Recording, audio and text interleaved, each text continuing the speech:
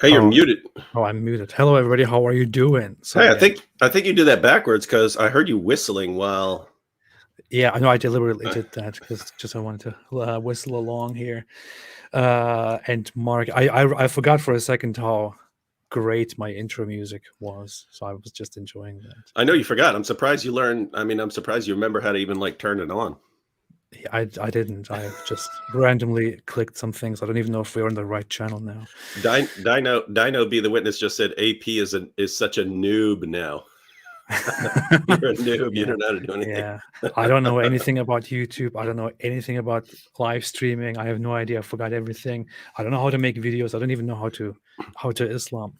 I don't know if you. I don't know if you're actually like that, but I am. Like I would. I mean, I've made probably 1,500 videos over the years using iMovie. I use Final Cut sometimes, but mostly, probably 95 to 98% of the stuff I do is like just iMovie. If I take a couple months off, I go back on there. I'm like, I don't know how to use any of this. Oh yeah, I forget all the shortcuts and stuff like that, and have to do everything manually. That is pretty bad. No, I'm not a weakling like that. You're strong. I'm strong. I remember things very, very well because I'm very strong and very smart. Oh my God. Staying away from this whole scene kind of made me forget about all the bragging and the weird stuff that we have heard here on our fights between us and the very nice defenders of the Islamic religion. Now I'm remembering all of that again, and now I'm thinking maybe I should just forget about this and leave again. Stop the live stream here. To be fair, I've said this before, but I don't think at this point I don't think we need to do anything. I think we could just sit back and watch because I think it's imploding. Oh yeah. Yeah. Oh, I saw that some people were. I saw that there was a fight. That there was a beef going on between Sajid Lippam and Daniel Haqiqatjou. I know this because I receive notifications whenever Sajid Lippam posts something because I love that guy's channel. I only receive notifications from few channels, and one of them is Sajid Lippam. Other than that, I think I don't even receive notifications from you. I care more about Sajid Lippam than I care about you, David. Obviously. So anyway, because of that, I got wind of a fight between Daniel Haqiqatjou and Sajid Lippam, and then Mohammed Hijab jumped in, and then some others. I don't know what's going on. Last I saw was that people were calling Daniel Haqiqatjou a Khariji, which is those who were the rebellious. They still exist. Outsiders who I think they just use that as an insult now, right? Yeah. Saying you're officially that, or they have done that forever. It's just they don't actually exist. People just call them that. Oh boy, wait a minute, my battery is. What's going on here?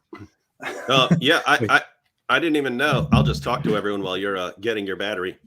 But I didn't even know that Sajid had something going on with what'd you say, Daniel? It's hard to keep it all straight because I didn't watch the video, but I saw people saying Daniel Haqiqatjou destroyed Sheikh Uthman, and other people saying Sheikh Uthman destroyed Daniel Haqiqatjou and stuff. And I don't know what happened in the videos and stuff. But he is also involved? No, like it's different. It's different. There's a Haqiqatjou, and Sheikh Uthman thing, they had some sort of discussion. I've seen it in the thumbnails. I just haven't watched any of it.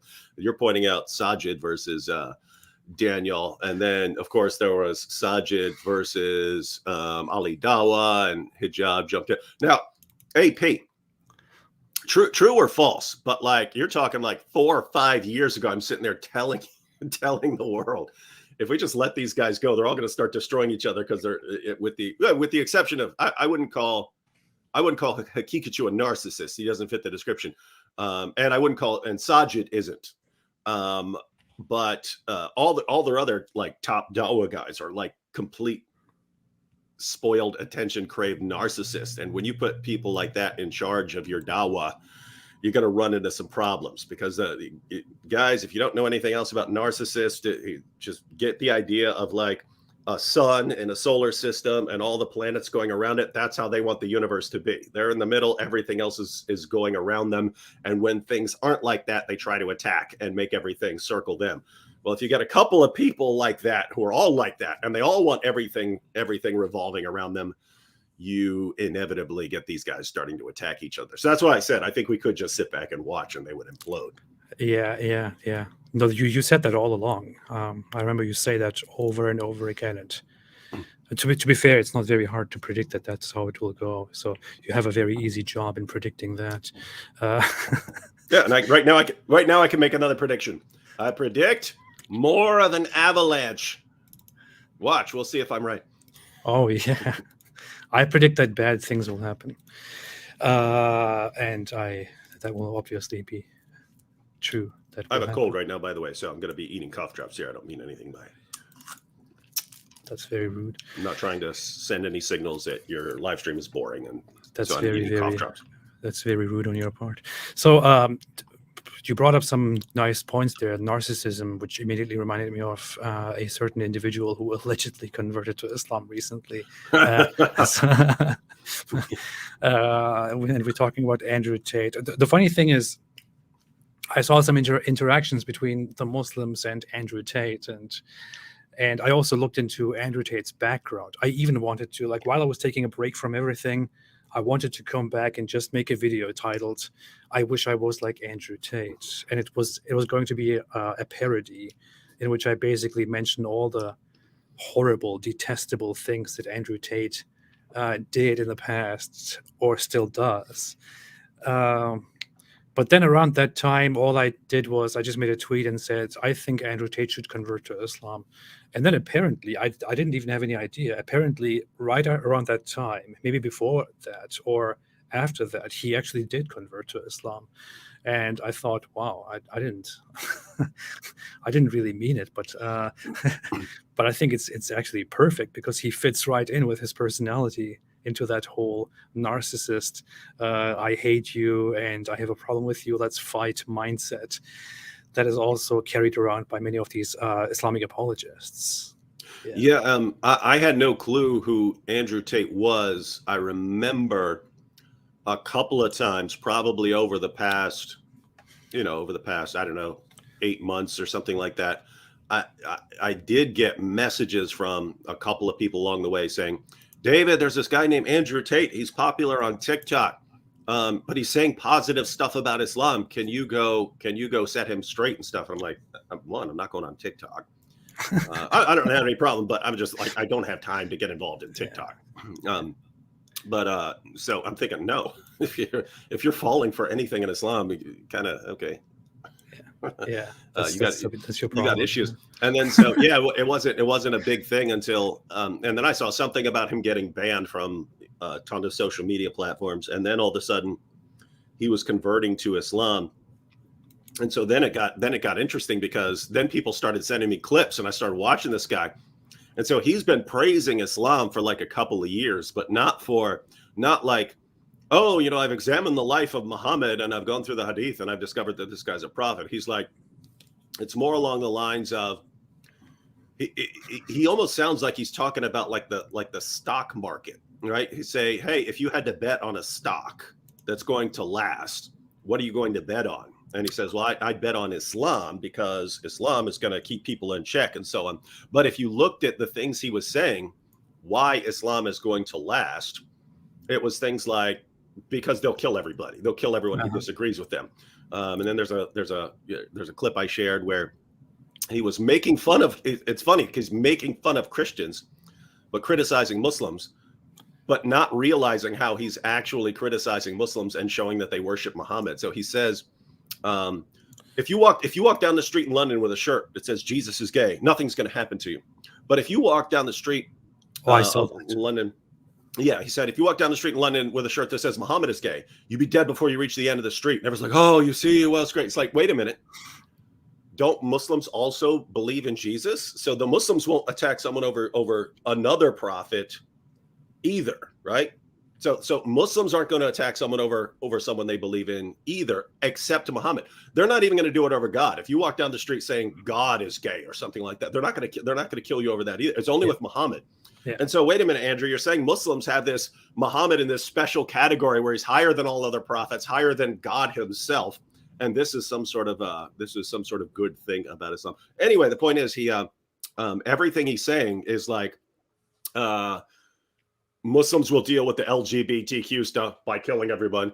Muslims will help people keep their wives in check by beating them into submission, right? And it's like how Islam is the only thing that's going to survive all the ruckus that's going around in the rest of the world, because Islam's just going to kill everybody. And so he's been saying stuff like that for a couple of years, and then he converts, and Muslims, Alhamdulillah, you see, he saw the power of Islam.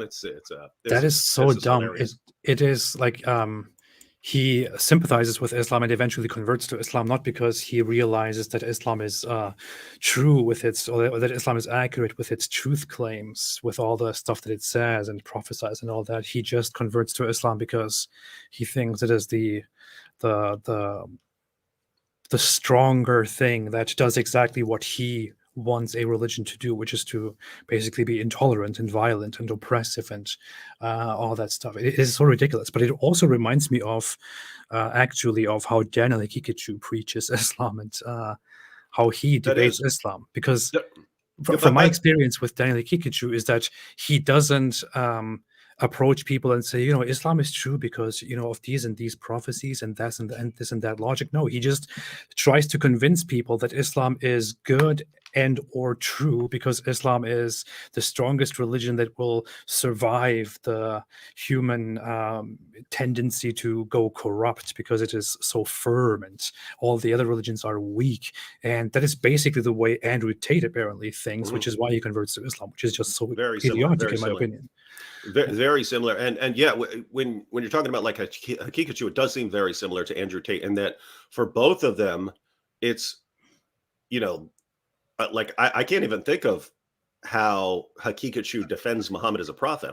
I don't know, because it's more like whenever I hear him, it's more like Islam is a form of social control that's going to protect you from all these things that are scaring you, because the world is changing so fast. The world's changing really, really rapidly. There's all these things you're worried about. You're worried about feminism. You're worried about LGBTQ stuff. You're worried about all this stuff. You're worried about your kids. So that's why you need Islam, because Islam will protect you from all this stuff. Because Islam keeps you in the 7th century, and therefore Islam is good, and therefore you should convert to Islam. That's basically what he does. Oh, but by the way, I mean, so Andrew Tate converted, and then like I got like Muslims were sending me piles of messages. I don't know if you were paying attention. I'm sure you got them too.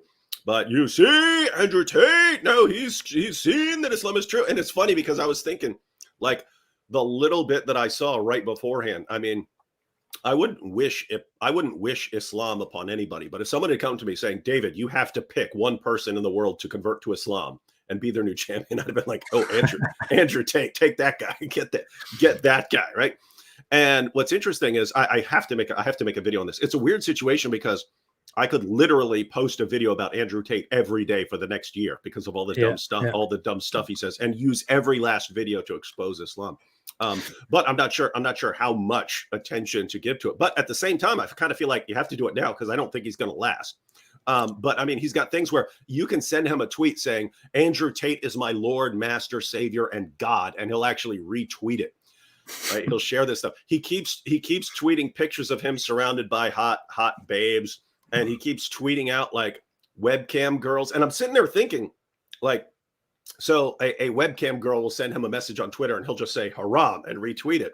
but he still got the tweet from the webcam girl, you know, and like picture in her bikini or something like that, and he'll just say haram, and I'm like, wait a minute, you literally have a webcam business, and you're saying haram to these webcam girls, but you're actually posting pictures of the webcam girls so that people can go click on their stuff. It's like, are you playing some sort of 4-dimensional chess here, where this is all like a joke and you're just trying to, you know, fuel your business? But the point is, so if it were anything other than Islam, I would look at this and say, this is just a massive grift here. He's just scamming everybody. But when it's something that, you know, literally calls for your death once you eventually leave it, it's like, oh, this would be a really dangerous.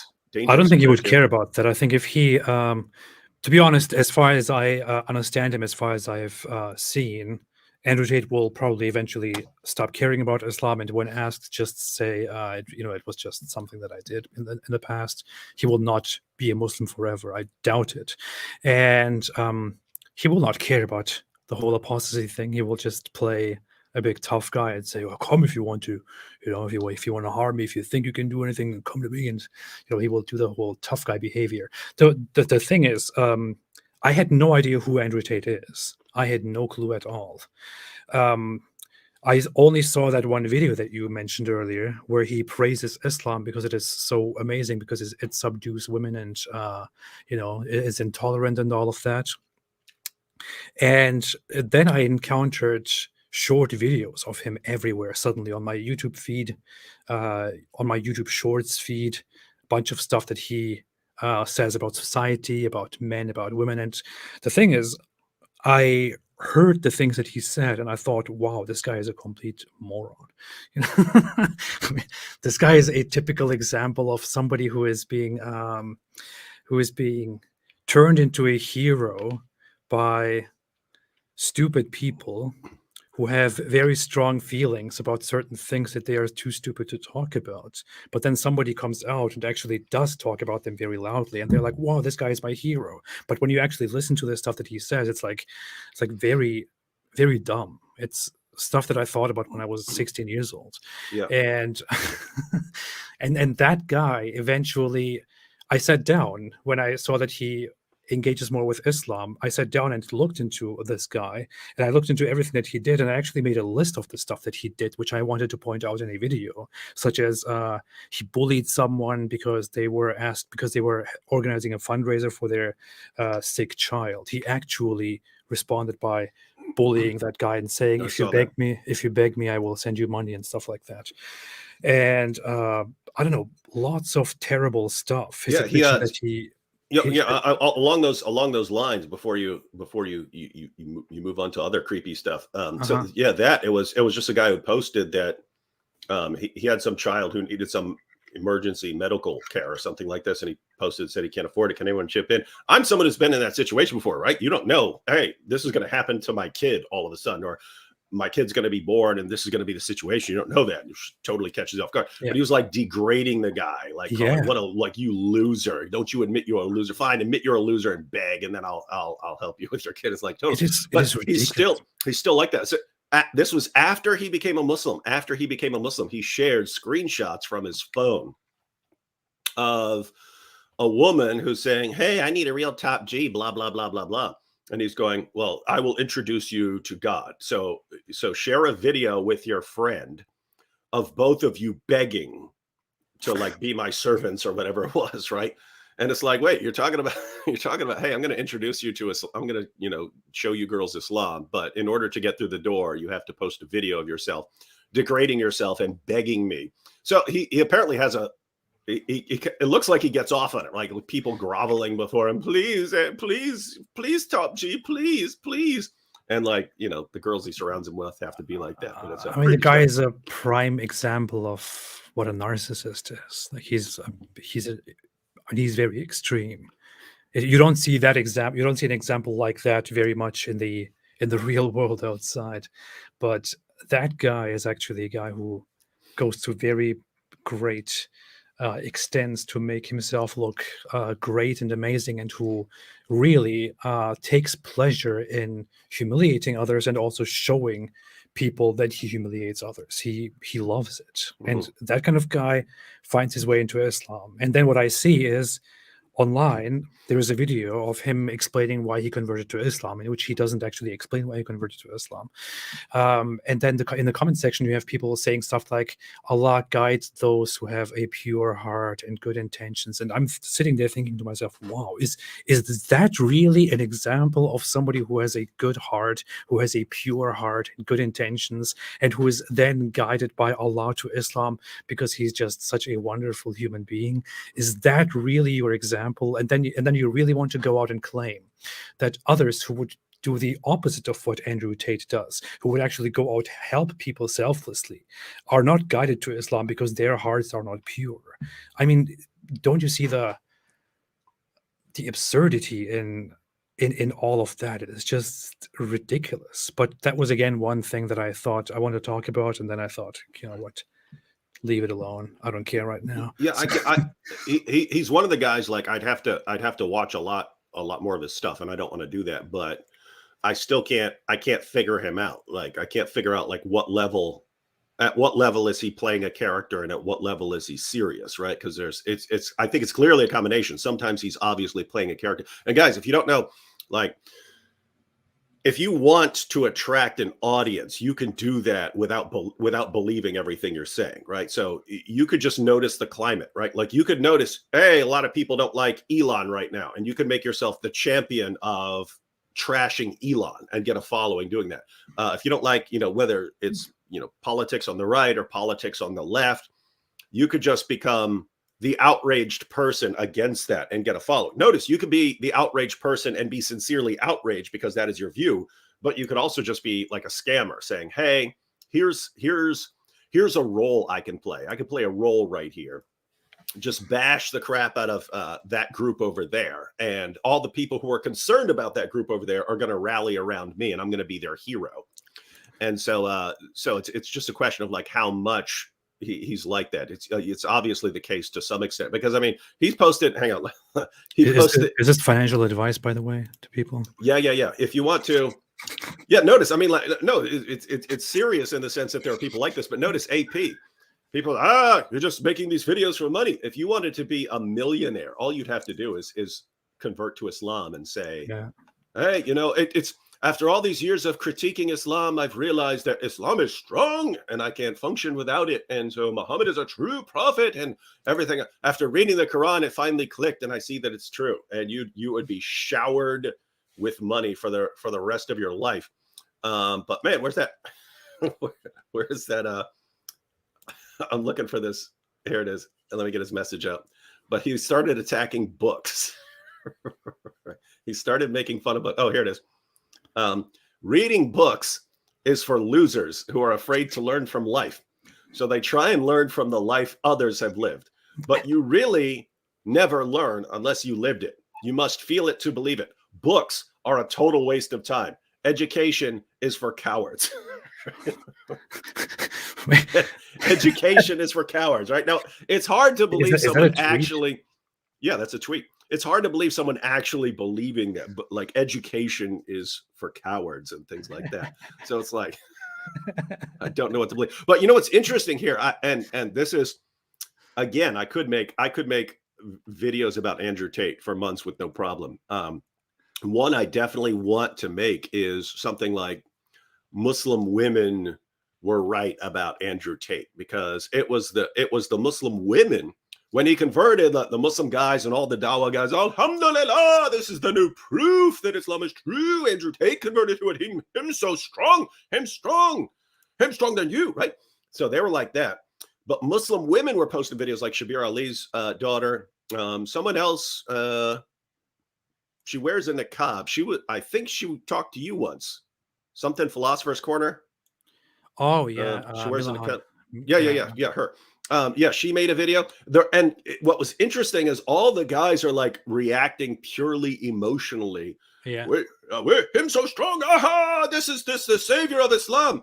And Muslim women are posting videos basically saying things along the lines of, guys, we believe that people could be forgiven for things they've done in the past, but why aren't we waiting at all to see what this guy does? How are we not waiting at all to see whether this guy actually changes now that he's converted to Islam?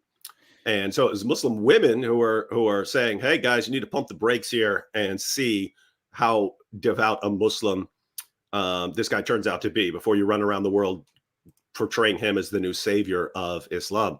And so they were behaving very calm and rationally, and the Muslim men were totally overcome by their emotions at their joy of seeing the Tater convert to Islam. But notice, AP, you're familiar with this. We've got the passages in the Muslim sources where the testimony of women is worth half that of a man.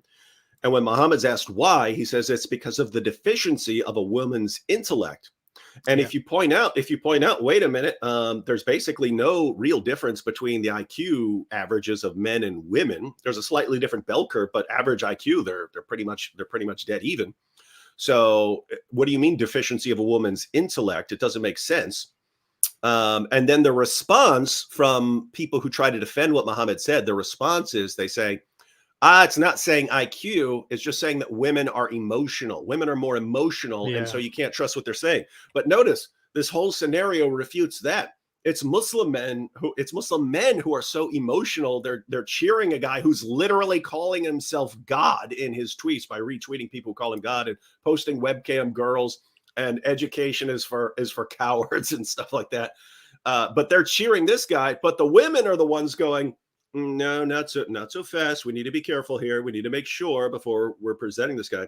And I think it was Millihan who pointed out, wait a minute, for a while, Andrew Tate was going around saying it was a Christian, and I didn't see any Christians propping him up, saying he's our new champion. He said, "What?" But so she said, "Why is it like instantly as soon as he converts, we're jumping all over him?" So I think because they're very emotional about this. Yeah, my interest. So my interest in all this is not Andrew Tate. My interest is using Andrew Tate to point out some of these ridiculous problems in Islam. And even like you pointed out, he's not giving arguments. It's just Islam is here to protect me. The one time I saw him give an argument for Islam, it was in his discussion with Muhammad Hijab. And he said, the reason I believe in God is because I've seen Shaitan, right? He says, I've seen evil. And he actually says, I've seen Shaitan. And if there's this evil, then there must be an equal and opposite good. and that's Allah. And it's like, wait, dude, you just let him slide on that? Like, Allah is the equal but opposite to Satan? That's like interesting. So like, it seems like someone should like be like, dude, Allah is not the equal and opposite of Satan. Satan's just this little created thing who went on a tantrum. But anyway, interesting stuff. Oh man. So here's a tweet that you mentioned. It says reading books is for losers who are afraid to learn from life. So they try and learn from the life others have lived, but you never really learn unless you lived it. You must feel it to believe it. Books are a total waste of time. Education for cowards. And this tweet is just a screenshot that I found. I meanwhile went and actually found the real tweet. The tweet has 52,000 likes at the moment. Of course, a lot of people also in the comments bashing it. Some of his own fans saying, "Oh, this is kind of weird, anti-intellectualism." But really, I mean, this is the guy who is the new savior, the new Muslim, the new Muslim hero, the savior. He's the Mahdi. I wonder what he thinks about the Quran, since he thinks books are for losers and madrasas as well. Yeah, I wonder if he should have a conversation with Muhammad Hijab about what he thinks about books. That would be no. By the way, notice this is exactly what I mean when I say I could post a video a day forever about this guy. You just off this one tweet. Andrew Tate declares the Quran is for losers because reading books is for losers, and stuff like that. Or Andrew Tate declares Islamic education is for cowards and stuff because education in general is for that cowards. Is a quite accurate Islam is the Quran is a waste of time, declares Andrew Tate. What's funny is like his entire system is, all you losers out there need to come to me. I'll be your new champion. Everyone come to me to learn everything. It's like, wait a minute. You're the guy who's saying don't learn from books because you have to learn everything by your own experiences. But you're saying take all these guys who are sitting around playing video games and just come do whatever you say. So they're learning from your experience. But I thought that's haram now. Yeah. Anyway, enough of Abdullah Tate. What else is there? What else have I missed? What else have you missed? How long you been gone? A couple months? I think my last video was published like 3 months ago or so. And By the way, I get messages all the time. What happened, AP? What happened, AP? And I would just say it's called creator burnout, guys. Is that what happened? Get burned out? pretty much. I became. I don't know. It wasn't even planned. Like I said, I'm taking a break, but I didn't even sit down and think, okay, I think I'm going to take a break. It just happened because I didn't feel like publishing anything. I didn't feel like going online and talking about anything. Couldn't edit any videos. I just felt totally. Yeah, it was that. It was the burnout. Yeah, that's called. All YouTubers go through that. It's basically, guys. YouTube. Now, keep in mind. Being a social media person who gets to spend your time doing that is awesome. You get to stay at home talking about all the stuff that you like talking about and the issues that are important to you. But it's different from, a traditional job where you go to work and then, you work 9 to 5 and then you come home and then you're done with your work, in the sense that, like, if you're doing stuff on social media, it's all you're being bombarded by stuff all day long. And like, as soon as you wake up, I have to check this, I have to work on this, for my video and have to get this done, blah, blah, blah. And I have to check the comments on this. And let me check how this video is performing. And do I need to adjust that thumbnail? And it's like that all day, every day. And keep in mind, it is cool, but there's a cost, because the impact it's having on you is actually similar to a drug. You're getting these little dopamine bursts, dopamine shots all day from social media and so on. And it's basically like that still continues, but your brain gets used to it. And so it's like a person who's on cocaine for 3 or 4 years straight. Yeah. And then all of a sudden you're like, I'm just worn out. Same stuff's going, but I'm just worn out. I have no energy. Like, wait a minute, you're on cocaine, dude. You're on cocaine. How are you worn out? Yeah, my body has adapted to it. And now what the heck? I just, And so it's also got to take a break and detox.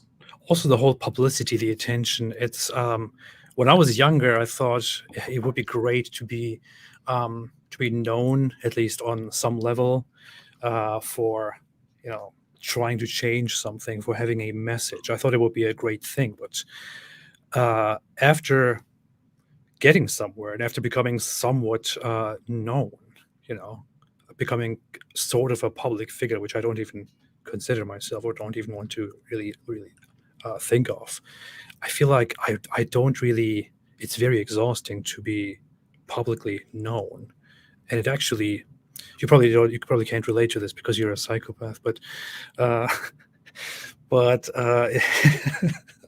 it's kind of exhausting to have this to be known by a lot of people so often. I want to sit back and just disappear from everyone's mind and be completely unknown to everybody.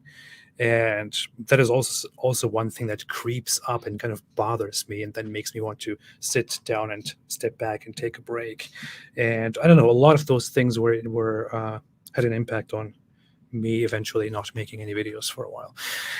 But yeah, especially with the creator burnout. I mean, since you're an atheist and have no meaning in life, it's hard to even push through stuff like that. Yeah. Yeah, exactly. But yeah, so you missed a bunch of stuff. I've seen a lot of people are commenting. So there's the Kanye thing. Oh boy, there's I didn't really miss that. Sheikh Uthman, Ibn Ketchup, all that stuff.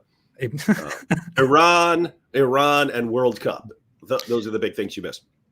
Yeah, World Cup I'm following very closely, actually. What? I thought you're an American citizen now.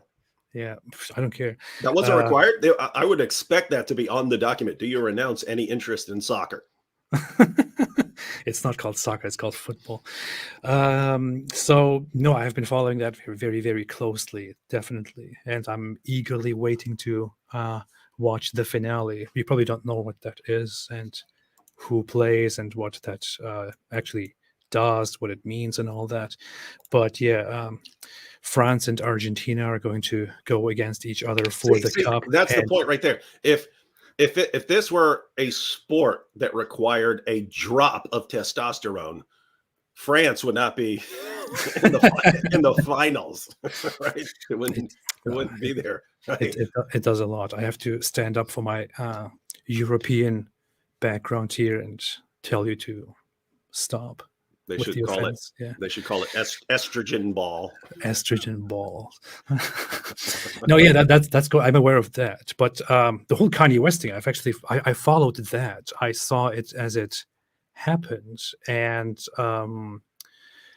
it actually made me very angry because I feel like the whole Jew hating, anti-Semitism thing, I feel very strongly about that because of my own past of growing up within a very anti-Semitic household and a very Jew hating, conspiracy theorist religious culture and community. And aside from I'm not just talking about Islam and Muslims, aside from that, I was specifically my parents and I were specifically part of a religious community that was very apocalyptic and very Jew hating, very anti-Semitic, where I learned as a child that the time will probably come soon where we will fight the Jews and they are planning all kinds of things and all that. So when I see some Jew hating under the disguise of, oh, we're just talking about the truth, it's not hate going on, it just makes my blood boil. And I wanted to come out and talk about Kanye West too, but then I thought, you know what, I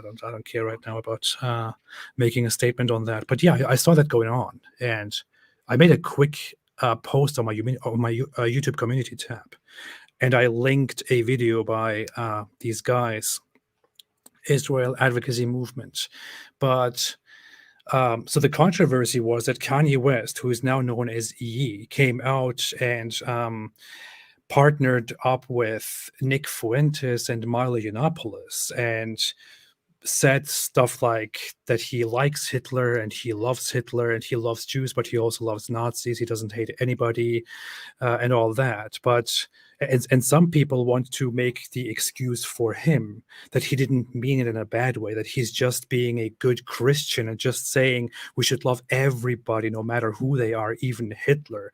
But that is clearly not what's going on. What's going on is that this guy is actually adopting these Nazi ideas, Nazi ideologies, these white nationalist segregationist ideas, and speaking in a degrading way of different groups of people based on their ethnicity, based on their race or their ethno-religious groups. He is actually saying stuff like that the Holocaust didn't really happen, that the details there are mostly false, which is a Nazi talking point, that the Jews themselves have in their religion problems which are dehumanizing to others, which is a Nazi talking point. That Hitler, he said that Hitler invented roads and highways and the microphone, which is just the dumbest thing I've heard. He didn't invent the what he did was he built a lot of roads in Germany. I mean, during his administration, a lot of roads were built to make the military move better throughout Germany, but he didn't invent any of those things. No. So those are also some pretty crazy talking points. And the issue is the people that he has with him, Nick Fuentes and Milo Yiannopoulos, are both Nazis. You simply cannot say it otherwise. Milo Yiannopoulos was not a Nazi in the past, at least outwardly. He was just a very offensive, hardcore right-wing commentator. But he, over time, recently, especially after he was kicked off from Twitter and all of social media, turned toward getting educated by Nazis and actually adopting their ideas, and even saying stuff like that Jews deserve to be massacred and that he wants to see secular Jews executed, all of them executed. He actually said that. Somebody is saying Milo is Jewish himself. That's not true, by the way. It's not true. Milo himself said in an interview that he made with this nutcase,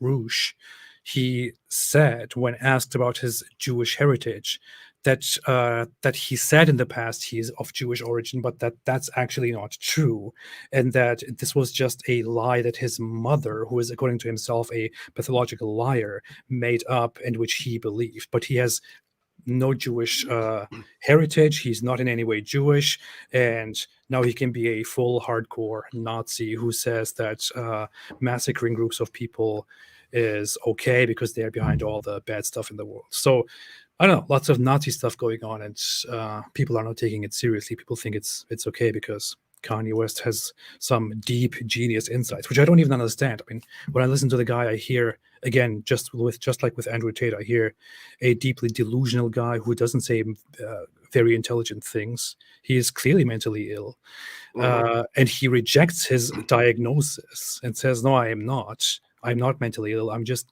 have superpowers," which is a very common thing that people with a psychosis say in response to their diagnosis. And people just need to stop making excuses, just recognize the illness and the problems there, and openly speak about it and admit it. Yeah, and that's the difference between someone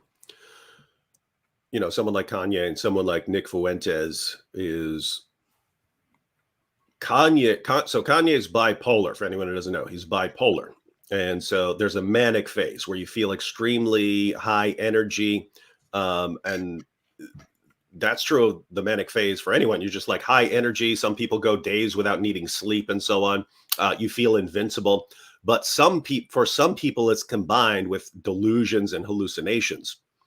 And like you could start all of a sudden like going with conspiracies and so on. And so it seems people have said that Kanye had problems with Jews beforehand. But, now that he's saying, now that he's going around, praising Hitler and Nazis and stuff like that, he's clearly in a manic phase. It's just a question of eventually it's going to wear off. It might be 2 weeks from now. It might be 2 or 3 months from now. The manic phase is going to wear off. And then we'll kind of get an idea of, oh, guys, I was wrong about this, and that. It's like how much of you, the real question is how much of that do you actually hold when you're not in your manic phase? Like when you're regular, I don't want to say regular person because he's still Kanye either way. He's not the most regular guy. Here is the thing, very quick thing to add. Here is the issue. He refuses to take his medication, apparently, according to the latest updates, because he thinks that there is a Jewish plot against him to prevent him from becoming the civil rights leader and the superhero that he is by medicating him, which is why they made up the whole diagnosis and the idea that he's ill. And this is, again, a very psychotic response. So yeah, it's clear that his manic phases have like psychotic elements to them. He's having breaks with reality. That's why it's like it's extremely despicable for people like Nick Fuentes and Milo to sort of jump on board with him for some temporary popularity, knowing that this guy's like burning his career to the ground. And like at the end of this, when he snaps out of his manic phase, he's like lost billions of dollars and his career's in shambles and he can't work with anyone anymore. And these guys, they just used him as like a little springboard to be relevant. Which is also pathetic because Nick Fuentes is actually somebody who thinks that there is a racial factor in how some people are intelligent and others are not, and some are good and others are not. And he actually has that whole idea that black people are like inferior beings. And what he then does is to hop on the back of a black guy to gain relevance and to gain political success. It's just so pathetic on so many levels. I can't even put it in words. But yeah, that's one thing that happened over the last weeks or the last months. Hey, but by the way, notice the parallels, because Milo several years ago was similar to Kanye, and I actually liked Milo when he started off and he's just going around on college campuses arguing with everyone. I thought it was hilarious. And you could be anyone if you're going on college campuses just starting arguments with everyone. I thought it was hilarious back then because like the college campuses would invariably just throw tantrums and start screaming and stuff like that. And I was like, okay, you guys need that. You need to be confronted with guys who make you flip out, so you learn to get over it and stuff like that. But notice that's kind of what I think of Andrew Tate. The guys who go around deliberately flipping everyone out in order to get attention, they usually don't last very long, because normally eventually you offend and upset everyone and then no one wants to deal with you anymore. Or you cross a line like with Milo, it was him defending the relationship of teenage boys with older men or something like that. So eventually you cross some lines. So the people who are like shock jocks and stuff like that. They tend to not last long. That's why I'm thinking, we just started hearing about Andrew Tate recently. Don't think he's going to last. But Kanye is another parallel where so Kanye's been flipping out about Jews recently, and he's apparently said things in the past as well. But imagine Kanye coming out tomorrow saying, I've realized that the biggest problem in the world is Jews, and Islam is the only thing that's going to help me deal with that. So I'm converting to Islam. You would think people would step back and go, let's see how this plays out. But it wouldn't. It would be, you see, this is the new proof. Now we have both Andrew Tate and Kanye. You see, they're all converting to Islam because it's the truth. And you know what would also happen? Mohammed Hijab would immediately try to get in touch with Kanye West to be on his side and to do an interview and praise him for his and welcome him in the warmest way possible. Yeah, it'll be it. And but notice it's the same. What we just criticized Nick Fuentes and Milo for doing, like clinging to this guy for a boost in their popularity. That's what like Ali Dawah and Mohammed Hijab and all these guys do with Andrew Tate, right? It's like, oh, here's a quick popularity boost for us. We're just going to learn him, even though this guy's probably going to crash and burn eventually. We could get some views out of it in the meantime. These guys are all like, it's weird how like all these, there are so many parallels with all these people who are doing this stuff. Yeah. Just one little thing to add. I know we're talking about a lot of stuff that we usually don't talk about here on this channel, but with Milo, I did like him too because of the way he argued and talked and made people mad in the beginning. So I liked him like years ago. But what actually happened is he wasn't actually a different guy back then. He was pretty much behind the mask that he was wearing. He had these ideas that he has right now. There was a whole leak of all his emails and private emails and passwords and stuff like that that happened, which kind of ruined his career. And it came out back then already that he was fascinated with white nationalism and the Nazis and the Holocaust and stuff like that. So he always was inclined toward hating the Jews and blaming them for everything and being pretty much a Nazi. Now he's just doing it publicly and honestly up front. Hey, check this out. Yeah. Mahmoud Saleh here says, God bless you, Apostate and David Wood. Thanks to you and Christian Prince, I left Islam. That's cool. That's very, very nice. I'm happy to hear that. Hey, so speaking of converts, because this ties in as well, because, earlier, Milahan, Philosopher's Corner, I think it was her, because I watched a couple of the videos, but I think it was her pointing out, like I said, that Christians, when Andrew Tate was running around saying, I'm a Christian, now I'm the Romanian Orthodox Church or whatever he was saying, I didn't ever see a Christian go, you see, we have our champion, blah, blah, blah, blah, blah. But similar with Kanye. Kanye a few years ago said he'd converted to Christianity and put out a gospel album. And I mean, there may have been Christians somewhere who are taking this as, you see, this is because of the power of the gospel or something like that. But pretty much every Christian I knew was kind of like, happy for him. Hope things turn out well. But before we run around propping this dude up, we really need to watch him for a few years, because this is a guy with mental health issues, right? Who really says some crazy stuff now and again. So it was never our new champion. But with Kanye were to convert to Islam right now, it would not matter. He could say, because I hate Israel or something like that, and they would prop him up and parade him around the world. And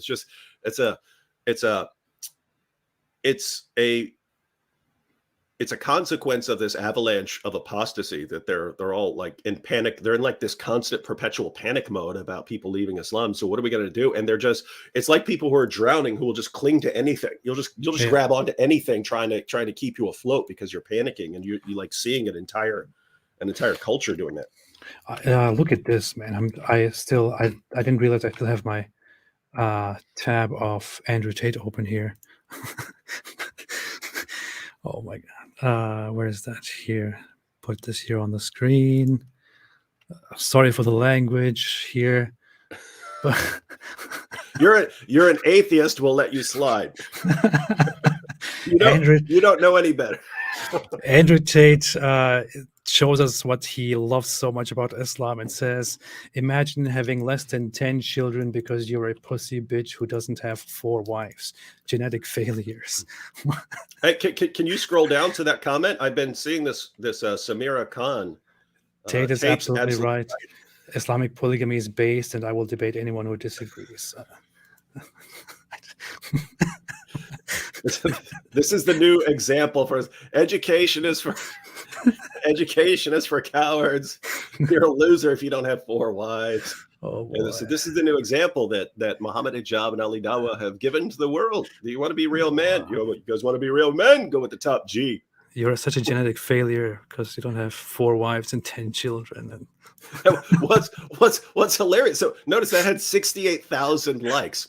Yeah. There are Muslims who will object, but there are also Muslims who it looks like he's praising Islam somehow. Let's we love that. What a great guy. Yeah, most of us don't have 4 wives and 10 children, but hey, at least he's saying something good here, although he is calling us all genetic failures. And anyone who reads the Quran. You've got to love this guy, right? I could not have seen this. Like when I saw like Sheikh Uthman becoming popular and Muhammad Hijab becoming popular and Ali Dawah becoming popular, I'm like, oh, this is great. These guys are going to do so much damage 5 to 10 years down the road. But Andrew Tate just came out of nowhere. I'm like, this dude, I mean, if he actually stays with Islam and keeps doing this, this guy will cause more division and do more damage to the ummah than all the rest of these guys combined. I didn't even see it coming, man. He just sounds like one of those online trolls who say outrageous things just to cause a reaction, but he's a grown man this is his career right now at this point after he built all this career based on fighting and prostitution and all of that. He became a public figure who speaks very well of being a tough Muslim guy who marries 4 wives and has 10 children, because otherwise you are a weak pussy bitch and a genetic failure. Fantastic, man. I didn't even know what to say.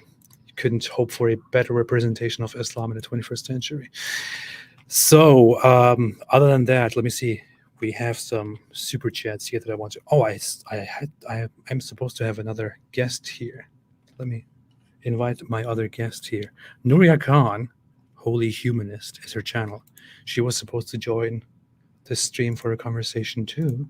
I hope she's around so she can do that.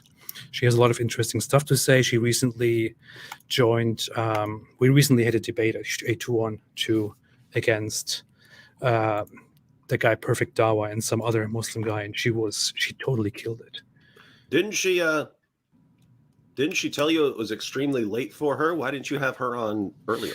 I don't know, because I'm dumb and I forgot. That's pretty horrible. You see him? He's like Andrew Tate. Like Andrew Tate here. So make the woman wait. Yeah, basically. Strong. Literally. I'm literally Andrew Tate. Yeah, I hope I'm not late. Anyway, but meanwhile, we got super chats here. Zakros Özkan said, for your rising from Twitter hell, welcome back, my fellow Islamophobe. Oh, yes, I have been unsuspended from Twitter after a half-year ban by Twitter's trust and safety team. The great Elon Musk, peace be upon him, actually restored a lot of banned accounts, and mine was one of those. So Elon Musk, peace be upon him, restored my account, among others, and I am very, very grateful to Elon Musk, peace be upon him, for that. Yeah. Hey, I just had this awesome idea. Elon, like everyone's flipping out on Elon because he's freeing up people like you, but also people like Andrew Tate and things like that. But Elon should just claim to convert to Islam, and then you can't criticize him anymore. You know what I mean? Wouldn't that be funny? Because you automatically go to the top of the hierarchy. You can't criticize him. If I were Elon, this would be hilarious. I'm going to tweet this out. Elon should pretend to convert to Islam, and then anyone who criticizes him just call him an Islamophobe. Yeah, that would be awesome. And people can say, finally, we have a Muslim CEO of one of the greatest companies, a social media company. And how dare you how dare you say anything about him? Are you a bigot? And they're racist because he's he'd be an African-American. Yeah. He's the first convert to Islam. He's the first black guy and the first Muslim guy who's actually the the CEO of one of the greatest companies in America. So that is huge, man. Yeah. So, oh yeah, people said Laura Loomer is also back. That's funny. That's very interesting. I was pointing out earlier how me being unsuspended by Elon Musk is actually a very big act from Elon Musk against white supremacy and racism, because prior to this, it was white people at Twitter, in charge of Twitter, deciding what people of color like me, person of color, may or may not say. And during Twitter's progressive rule, only white people were lucky enough to be allowed to criticize their own cultures. Mm-hmm. People like me, people of color, colored people like myself, were not allowed to criticize their own cultures. Because they're racist. That was obviously the progressive white supremacist racism. But Elon Musk came along and gladly provided us with equality, where now also people like me who are not white can also criticize their own cultures and religious beliefs. And for that, I think this is an amazing step toward equality and progress. He cleared out the racist. It's good. That's fantastic. It's amazing. I think people miss that, and they should really see the value in this. You should be tweeting that all the time. I already did once, and I will do that again. I will tweet it every day, literally every day. I will become a bully about it, like Andrew Tate. Yeah. Every day I want to see how the white supremacist of Twitter 1.0 were denying access to person of color, apostate prophet. Yeah. But then Elon came and promoted equality. Yeah. Racial equality. Absolutely. And you all know I'm a person of color, so yeah. I find that term so offensive, man. I don't even know. I don't even understand why people use that term. Why people use it to play a race card. Why people use it to. You were doing fine until you started flipping out on stuff, man. You were doing fine. Everything was good. And then you started going on your rant. It's like, isn't it kind of strange to refer yourself as a person of color? I feel like it should be offensive. I should be offended by that when people refer to me, or if I refer to myself as a person of color. Like, isn't that weird? White people and people of color, people who are colored people. Yeah. Why is everything got to be binary? Yeah. I thought we're supposed to be non-binary. I'm a lesser person who is unfortunate and who just needs a helping hand from the white people. I'm a person of color. That's why white people should take a step back and let me do lots of things, because then everything will be better. This is just very ridiculous, but whatever. Okay, what was I going to do? Oh yeah, Superchats. That's where I am. Welcome back, AP, said Omo Sango. Thank you so much. I appreciate it. I appreciate it very much. Thank you. Zoe Solanki, I'm sorry. Zoe Solanki said, I've missed my favorite bromance on the internet. I don't know who you're talking about. Talking about you and Andrew Tate. Yeah, probably. Human Kirk said, welcome back, AP. Happy to see you live finally, or happy to see you live finally. Yeah, both I appreciate. Kasim Injil 1 said, I missed this kind of talks. God bless David and Apostate Prophet. Thank you so much. I appreciate it very, very much. Sweet Potato Pie, let me check, by the way, is oh boy. Nuriyah said, give me 25 minutes. Is that okay? Yeah. I have time. Yeah. Okay. Sure. Yeah, that's fine. She's like, I'll just sleep now. And then you guys go on until I wake up. Yeah. That's all right with me. Sweet Potato Pie said, Kanye West isn't anti-Semitic. Yes, he is. Sorry. Clearly he is. If you say the Holocaust didn't happen and they deserve it and there is a plan and they're going to come for you and me, but I don't hate Jews, then That's not an excuse. Yeah, and by the way, that was the problem, because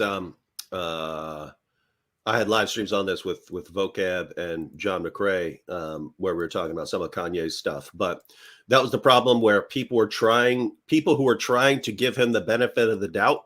The only benefit of the doubt you can give him is that he's mental right now, and he's not himself. He's not thinking normally. That is the best you can do. The people who are trying to defend what he was saying by saying, "Oh, he's just saying what Christians say, like we can love everyone." That is not what he was. That is not what he was saying. When he was saying everyone brings something to the table, especially Hitler. There, you're not just saying, "Oh, he's the worst person. He's one of the worst people ever," but he's still a human being or something like that. No, he's elevating him, right? It's here. Everyone has something, but especially Hitler. Now he's like in an exalted category. But at the same time, if that's what he was saying, if he had just been saying, "Hey, we have to see the good in everybody," that makes no sense with praising Nazis and then valuing slaughtering Jews, because you should be loving the Jews too, right? You should not want them slaughtered, and someone who slaughters them should be bad, right? So anyway, it didn't make any sense. Yeah. This is funny. Black Angel pointed out Elon's Twitter even agreed that Allah should F himself. I posted this because I saw that was one you got banned for, right? No, that was different. This was somebody tweeted something like, "May Allah destroy the feminists," and then it was a whole thread which was not about feminists, but it was basically about how women are supposed to be inferior beings and men are supposed to like discipline them and stuff like that. It was like a whole crazy Islamist thread, and I then just retweeted that with the comment, "May Allah go F himself." And that's all. And then, of course, people reported it. And then Twitter sent me an email saying that they received a complaint from Germany to withhold this because Germany. It may violate the laws and may violate the Twitter rules. But we have not found that this violates the Twitter rules. And then it just says in the middle of the email, "May Allah go F himself." And I just... Yeah, that's what I saw. It's so hilarious. I don't know. It is, isn't it weird? Them because I told people I've gotten tons of bans over the years, and the vast majority were from Pakistan. But number two, that's funny. Number two is Germany. Germany was number two as far as like banning content. It's like how insane have you guys gone? Where Germany has a problem in. I heard that same thing all the time when I grew up in Germany and when I went to school. They mean well, but it's really going too far at some point. They have this whole idea of, especially we of all people have to be, responsible and make sure that we don't tolerate and allow any kind of, hate or intolerance because of the Second World War. And then they just take that whole thing to big extremes, which are a little bit unhealthy. And then, whereas they should be thinking, it should be built into them, hey, wait a minute. We had the image of the guys who burned books during World War II and before. We're the guys who are burning the books to try to shut down anyone who thinks differently from what we say. Therefore, maybe we shouldn't be known today as the people running around banning what people say. And by the way, also, if you think banning people for their opinions and their words is going to be helpful, then why don't you just sit down and take another look at the history of the rise of the Nazis and see if it really helps to censor people and throw them in jail or to charge them or whatever it is. I mean, that's what the Nazis went through. That's what Hitler went through censorship and punishment for the ideas that they had and their intent to radically change society. And it only turned them into heroes and caused basically the rise of the Nazi regime, or it helped cause it at least. This whole suppression of ideas doesn't work. It's idiotic. That is a fascist idea. But yeah, more super chats here. What did I miss? D. Bodro said, AB, what did you think about the failed coup in Germany? I had no idea they had the largest QAnon group outside the US. Crazy. Failed coup in Germany? Am I completely out of touch with the world and the news? I don't know. I saw coup trending, like, was it today or yesterday or something like that? I don't know. Oh, I don't even know anything about it. It's funny. As a former German, I have no idea about it. The failed coup plotters yearning for the German Reich. Really? Like neo-Nazis? I don't know. I'm not aware of it. I have no idea at all. Unfortunately, I can't say anything about this. I just looked up coup. A bunch of stuff from Peru is coming up. So yeah, I Oh, don't know yeah. what's going on with Germany. No, apparently there was a group of neo-Nazis or nationalists plotting something, but I don't know exactly what it is about. No idea. Not neo-Nazis. It's extreme right-wing extremists. I don't know. I have no idea. I would need to look into it. But yeah, I have no idea. But thanks for telling me. I had no clue. Copy said he is manic who is easily exploited. Yes, True. definitely. There was even a video of him saying, I was diagnosed with bipolar, but I'm not bipolar. I'm actually autistic. Because have you ever seen an autistic person hate somebody? No, I don't hate people. I'm autistic. And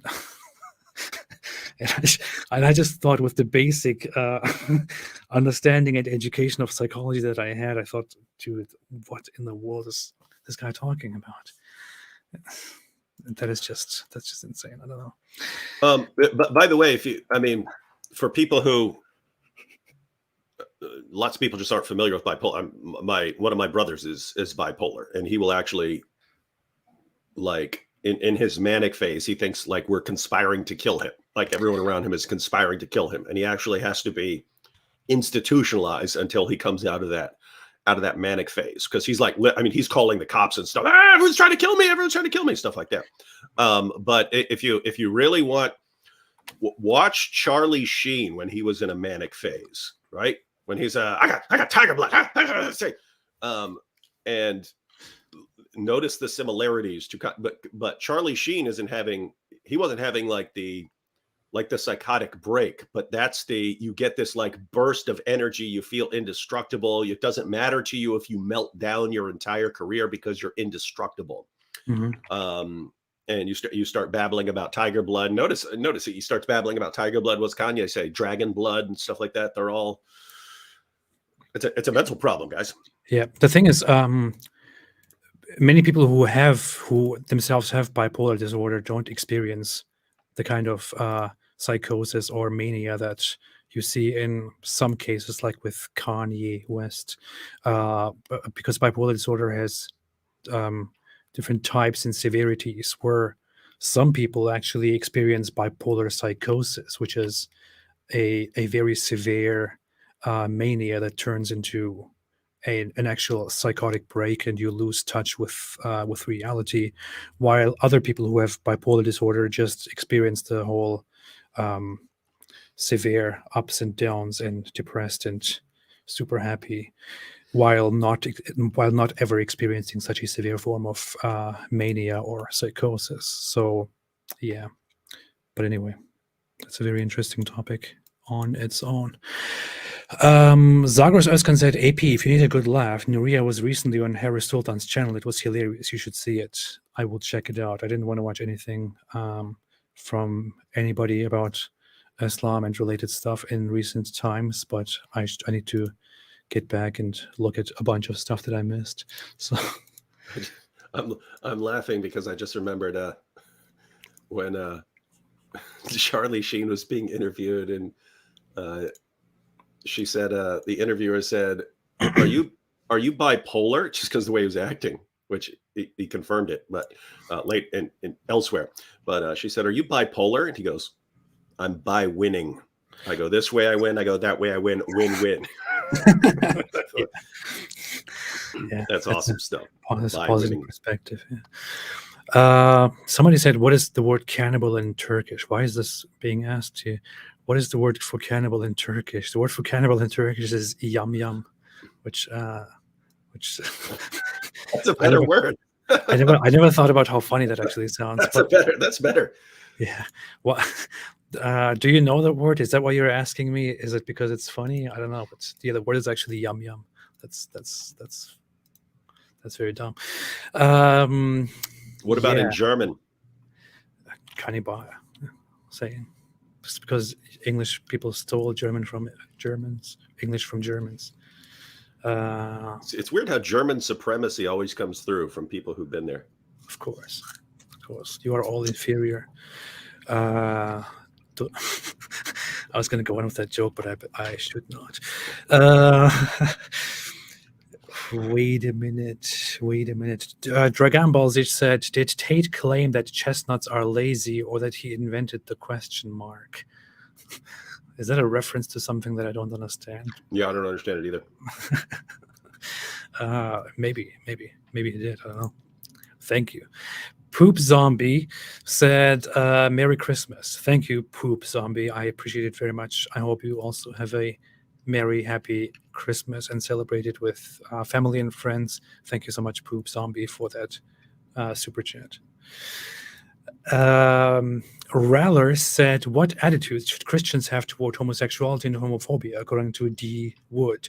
Wishing you both a Merry Christmas. This reminds me that there was actually such a question which was for you, and that I asked you when we were driving together, and you actually gave a very long but extensive, comprehensive response to that, which I've kind of liked. And I never edited and published those videos, which I still need to do that. But yeah, go ahead if you want to. Because you're lazy bum. Yeah, exactly. But do you want to give an answer now or what? Just be careful what you say. I would have to kick you off the live stream. Well, that's why, I mean, happy to talk about it, but that's why I'm reluctant, because it looks like they're I don't know, I'm sure you've noticed, but anytime AP and D Wood, or anytime Christian and atheist or anyone's together, it's like someone comes in with let's get a question to split them up, right? Yeah. It's not going to happen. So it's mainly, is this a sincere question? You've just been wondering it all this time, and you just decided to bring it up like right in here because you want me to you talk about Christian perspective on this, and then AP to be enraged and then go on this. So like, is it that's the question for me, because if it's a sincere question, I'm happy to answer. If it's not a sincere question, you're just trolling to try and like get us off on a tangent to divide us up, then I don't want to answer, right? Like, I don't want to give you, because everyone wants to do that, right? Yeah. So you don't want to answer until it is established that this is a genuine question and not a troll. Yeah, let him put in another super chat and explain that he's been wondering this for a long time and has no idea what a Christian take would look like, and there's nowhere else to go on the internet to where people talk about that, and this is the only place. AP's come back right here. David Wood, AP, other guests coming on. This is the only time to bring it up, and so that's why he's sincerely bringing it up right now. I have no issue at all with you expressing your views or the Christian views. I mean, people know me, people know you. We are totally fine with those disagreements. I will give my perspective. You will give your perspective. That's entirely okay. But if you think that we should just keep it out of no.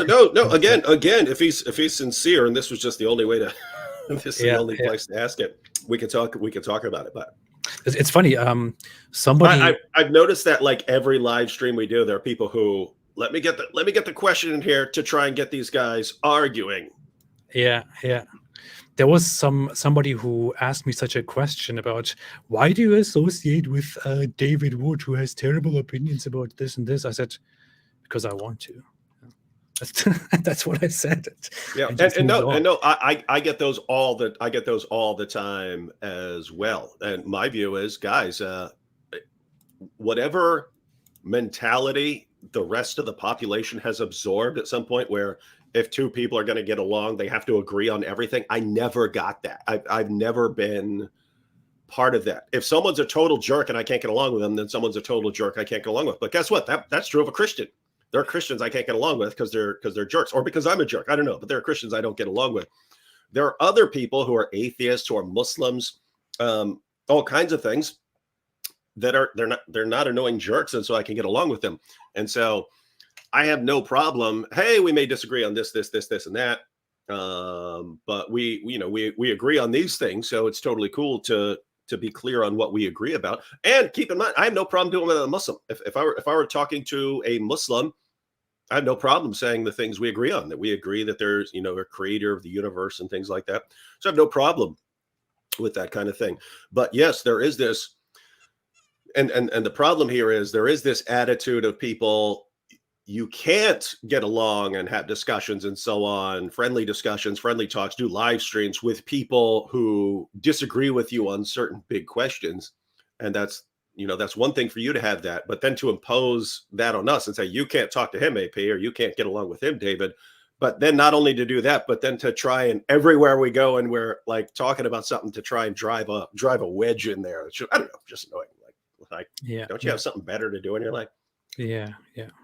Could do better things. There are more important things in this world. For example, Trump digital trading cards. What's funny is I almost wanted to like buy some to give them to someone to be funny. But then I was like, they sold out instantly. And I was like, I wonder how many people are just doing it as a joke. Like, oh, I have to do this and send this to my aunt. That's so funny, right? I don't know. It's like him as like a superhero. And yeah, it's like awesome stuff. And it was like he said, "I'm going to make a major announcement," and then that's the major announcement of him. Yeah. When like a presidential campaign is coming up and stuff like that, I've got the major announcement here. We're gonna have a major announcement, and everyone tunes in. Just so you know, we've got the greatest trading cards. You can trade them with your friends. That's a very good impression, right? But like, I mean, like, is he that? Like, is he just saying it because he needs some extra cash and he's running low on cash because of everything? Or does he actually think it's going to be like kids here? Like, oh, you have the superhero one. Oh, well, I have the one where he's on the moon. Oh, I'll trade you that one. Right. It was ridiculous. I mean, it was so bad that even Biden managed to successfully troll him over that and to make fun of it. Did Biden troll him over that? Biden made a tweet that said, "I also have a major announcement this year, Texas, and this and that," and just basically listed some accomplishments. And I mean, that was really a terrible move. Hey, we should do that one day. Make AP and David with trading cards. I was thinking about it. I was going to make a major announcement too. Hey! Everyone, remind us before next Christmas. We have to have those ready for next Christmas. Yeah. Bro, even Ben Shapiro made fun of Trump on this. He did. I saw that. Yeah, I mean, Ben Shapiro can, but I'm saying even Joe Biden was able to actually successfully troll him over that, and that is. I mean, how low can you go? You know? and Ben was actually pointing out what we just talked about. Like, if you just said, "Hey guys, we were kind of bored, we decided to make some trading cards," that would be one thing. But to be a former president of the United States and then to announce this major announcement, and then it's trading cards. That's kind of. I mean, it's kind of funny. That's just what the world needs right now. It's what the economy needs, and I think you're doing. How did I not get a set of those, man? Yeah, terrible. Christian Gunnut 2001 said, David Wood and AP needs to David Wood and AP need to be in their own PragerU video. Yeah, totally. I think so too. Stefan Milevich said, Andrew Tate is so based, he joins the religion that tried to exterminate his ancestors. What an absolute patriotic chat. Also, welcome back, bro. Thank you. Where is he from originally? I don't know. I mean, I know he's half black, half white, but I don't know like where that goes back to. I have no idea. I don't even want to look it up. His dad had mental health issues, but his dad is a genius and a chess master. Oh, and sort of raised Tate playing chess, and that's I kind of wonder about the is that playing a role? Because, you know, if you're playing chess, you're thinking multiple moves ahead, and you're also trying to control where your opponent is moving. You're trying to control that. So I'm always wondering, like, how deep does it's clear that some of what this guy is saying, he's saying it to get a reaction. It's just how much of it, because notice this could all be one big reaction, right? It could be, you know, Christians are so soft nowadays. I'm going to enrage them by converting to Islam to get them to become tougher and things like that. It's like England and Romania. Oh, really? Yeah. I think I know that he moved to Romania. And what's funny is even among his reasons of moving to Romania was that Romania has very lax sexual assault and sexual harassment laws, and they don't care very much about that. He's still being investigated for like human trafficking charges. And that's why you got to wonder, like, wait, I convert to Islam right now when there's all these charges, because, you know, even in Romania I could get in trouble. And so, hey guys, if you see me moving to Dubai, he's already tried to in his messages and so on, saying, first they tried to cancel me. The next thing they're going to do is try to hem me up with false charges because the Matrix is after me. And it's funny. It's funny that someone like who posts all this stuff about beating women and stuff like that until someone actually bans him. Like he claims that it's because there are all these like overlords of the world who are like, this is the guy who's going to destroy us if we let him. So we have to crack down on him. It's like, wait a minute. There are two possible explanations here. You're saying a bunch of misogynistic, messed up stuff, and praising people who slaughter other people, and all this anti-LGBTQ stuff. You're saying all this stuff, and you get banned from social media platforms. So it's either because all these social media platforms have rules against that stuff and they ban people for saying it, or there's all these people who are sitting in a room in a castle somewhere plotting on how to take down the top G because he's going to teach teenagers to be strong and get off the video games and stuff. And anyway, he rolls with that. House of Hikmah said, I have Mohammed Hijab trading cards. Oh, imagine that. We could have Dawah trading cards with like Ali Dawah eating grapes and Mohammed Hijab, like after he stripped his shirt off and he's, flexing on everybody. I just forgot about the whole Ali Dawah grapes thing, and now you're reminding me of it again. Wow. Sheikh Uthman with his big blood spatters from ketchup bottle. Yeah, from ketchup bottle. Yeah. Oh, we did talk about Sheikh Uthman. Oh yeah, what happened there? What's the deal? Well, it's similar, and everyone can go back because we discussed this, but we were, there are people who would just instantly, this is fake. We weren't like that. We were, we're taking a close look at the picture. I was pointing out that it looks like fake blood to me. I've dealt with lots of real blood and I've dealt with lots of fake blood. It looked really fake. And there were blood spatters, which isn't what you get from something soaking out of cloth. That's something you get from squirting something onto that. So, but with that said, we didn't have any objection to the idea that he got into an altercation and he got stabbed and so on. We're just saying that he was basically hamming it up. That's what it looked like, but that we're going to have to look further. But then of course you've seen over time that it came out that he said he gave the police report, they had the weapon, and then elsewhere he was announcing to mosques and so on, and he's been arrested and he's in jail now, alhamdulillah, and everyone's praising him and so on. And of course people did a little investigating and found that there was no police report filed. These guys have no clue what he's talking about. And then he was saying this guy was in jail. Then people contacted the prosecutors and they're saying, we have no clue what this guy's talking about. There's no record of any of this happening. So how's this guy sitting in jail after being charged, investigation, he's gone to court, and no one has any record of this? And so some of the possible explanations is, he reported it somewhere else in some other place. And it's like, why it was in San Diego? I mean, people actually went to the place where it was. Why would he go somewhere else? It doesn't make any sense. None of this is making any sense. He reported in Pakistan or something? Yeah. So anyway, people have stepped it up, and there was some there was some journalist who went in during the Q&A when Sheikh Uthman was speaking somewhere, and asked him about that. It's like, hey, can we get the name? Can we get some more details on this? And he's like, oh, you're a liar. You see, they accuse me of lying when they're the liars. You can watch this. You can watch this funny video. They're the ones who are lying. And then like they make the guy leave. They kick the guy out and they're shouting Allahu Akbar and stuff. It's like, but I mean, really, just proving our point. It's like, honesty is just not a virtue. It's not, they will claim that it is, but it's not. How many interactions have you had with Ali Dawah and Muhammad Hijab where they were trying to deceive you? They had to be deceived. They had to do something to deceive you and get over on you.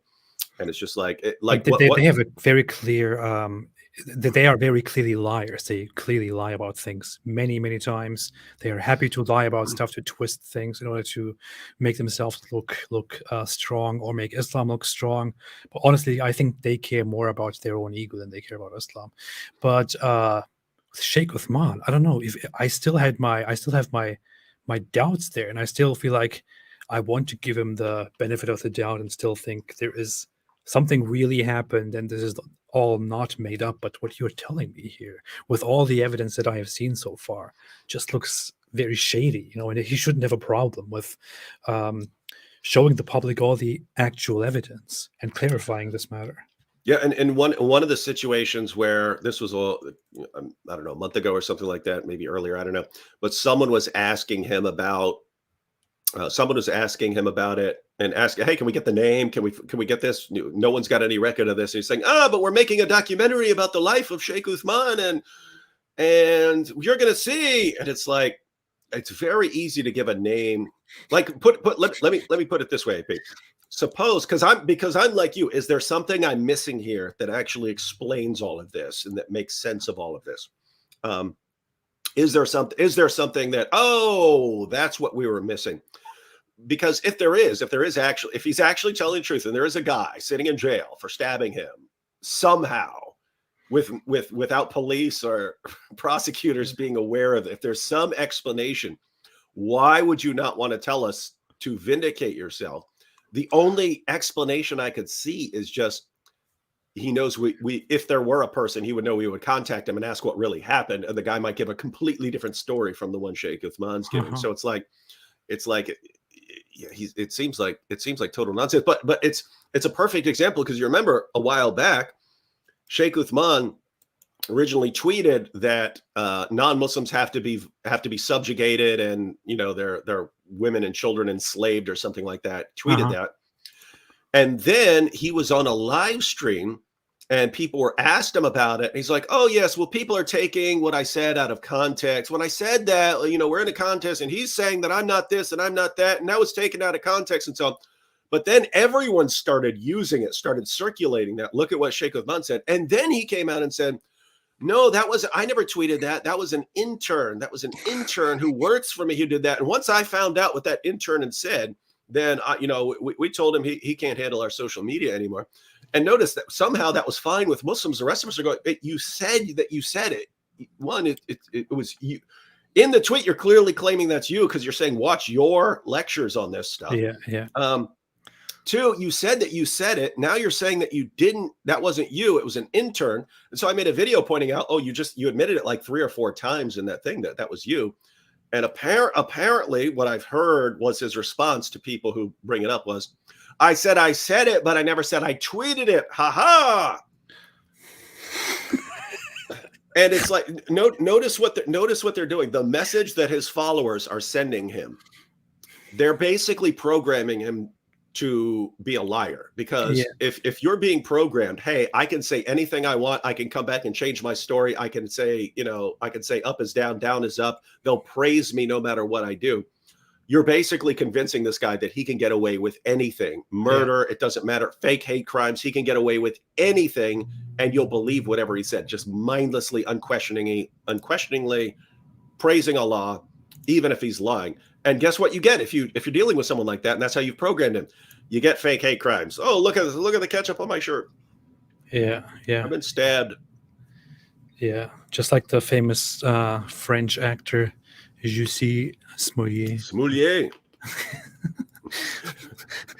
By the way, do you remember when you did a mocking fake note? Because there was that thing. Oh, By yeah, the way, yeah. notice the escalation. First, it was while we're talking one day, he gets this note. His followers bring him a note saying, Sheikh Uthman, you will stop your powerful Dawah ways. You will stop this. And then you mocked it and then said, I got this note. You remember that? Yeah. You posted it. You said, everyone, I got this note. Apostate prophet, your arguments are too powerful. You'll stop or we'll kill you, to make fun of it. But I actually got messages from people saying, David, tell AP to be careful.